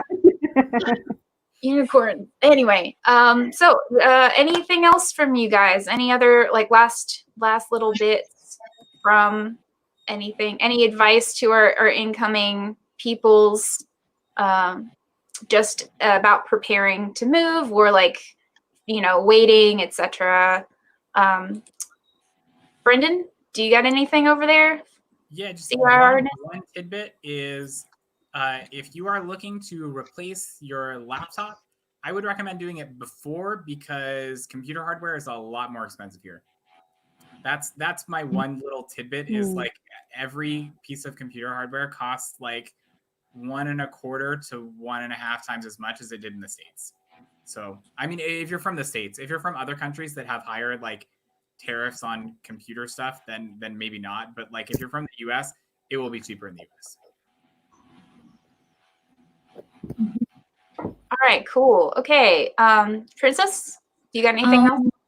For me, like one last tip is probably bring some important documents, like, just, I don't know if you will ever need them, but like maybe their school transcript from the university, like your birth certificate, whatever, marriage contracts, like especially if you plan on staying more than a year.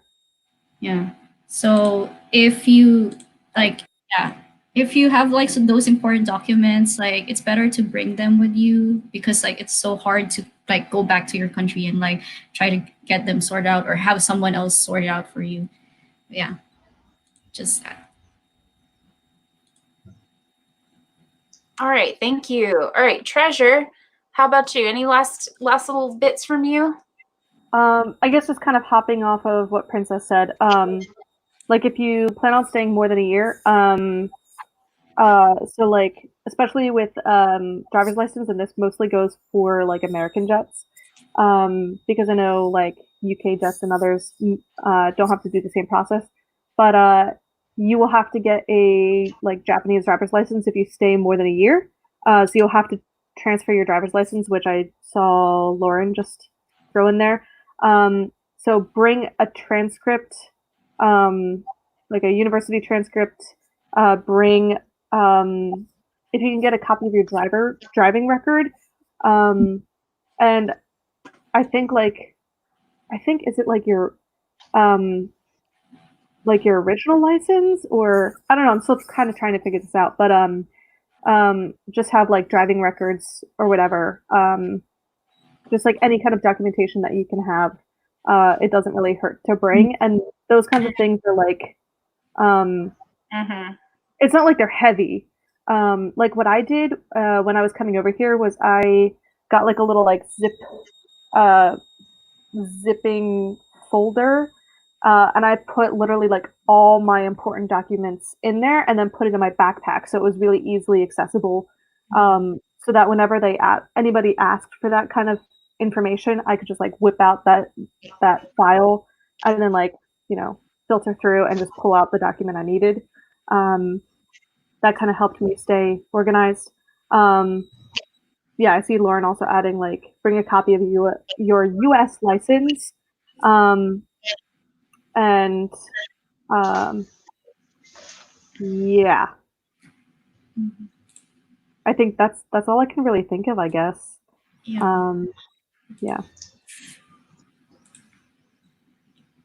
Okay, Lily has just informed me she's got to leave, and I think with that we should end our things. Lily, you got any last little bits you want to say before you go, before we end this thing?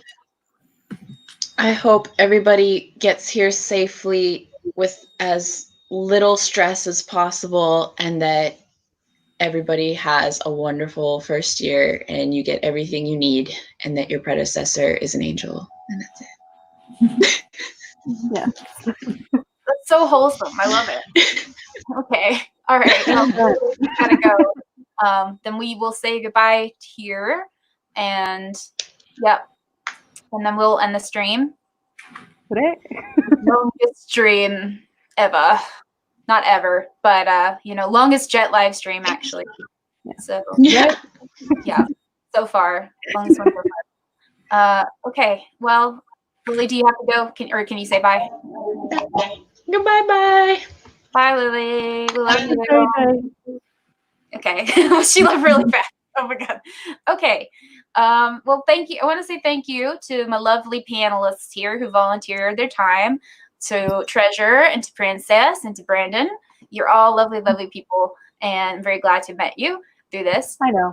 And, yeah, we're all kind of bored, stuck at home. We're just like, hey, let's do a live stream. Cool. Got so many volunteers for this actually this time. Like normally it's like pulling teeth, and you're like, I need people, but this time we had so many, and I was just really glad to have a lot to choose from, a lot of great people. But we will be having more live streams, I want to tell you guys. And this kind of took a different turn than usual. We ended up answering a lot of the questions you guys had on the sidebar here, which is totally cool. So if you guys are interested in doing more live streams like that, then we can do a little bit more since, again, we're all kind of stuck at home.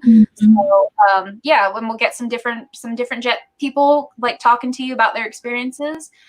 Or we can do just jet live streams about different things. A lot of you guys have asked questions about like Tokyo orientation.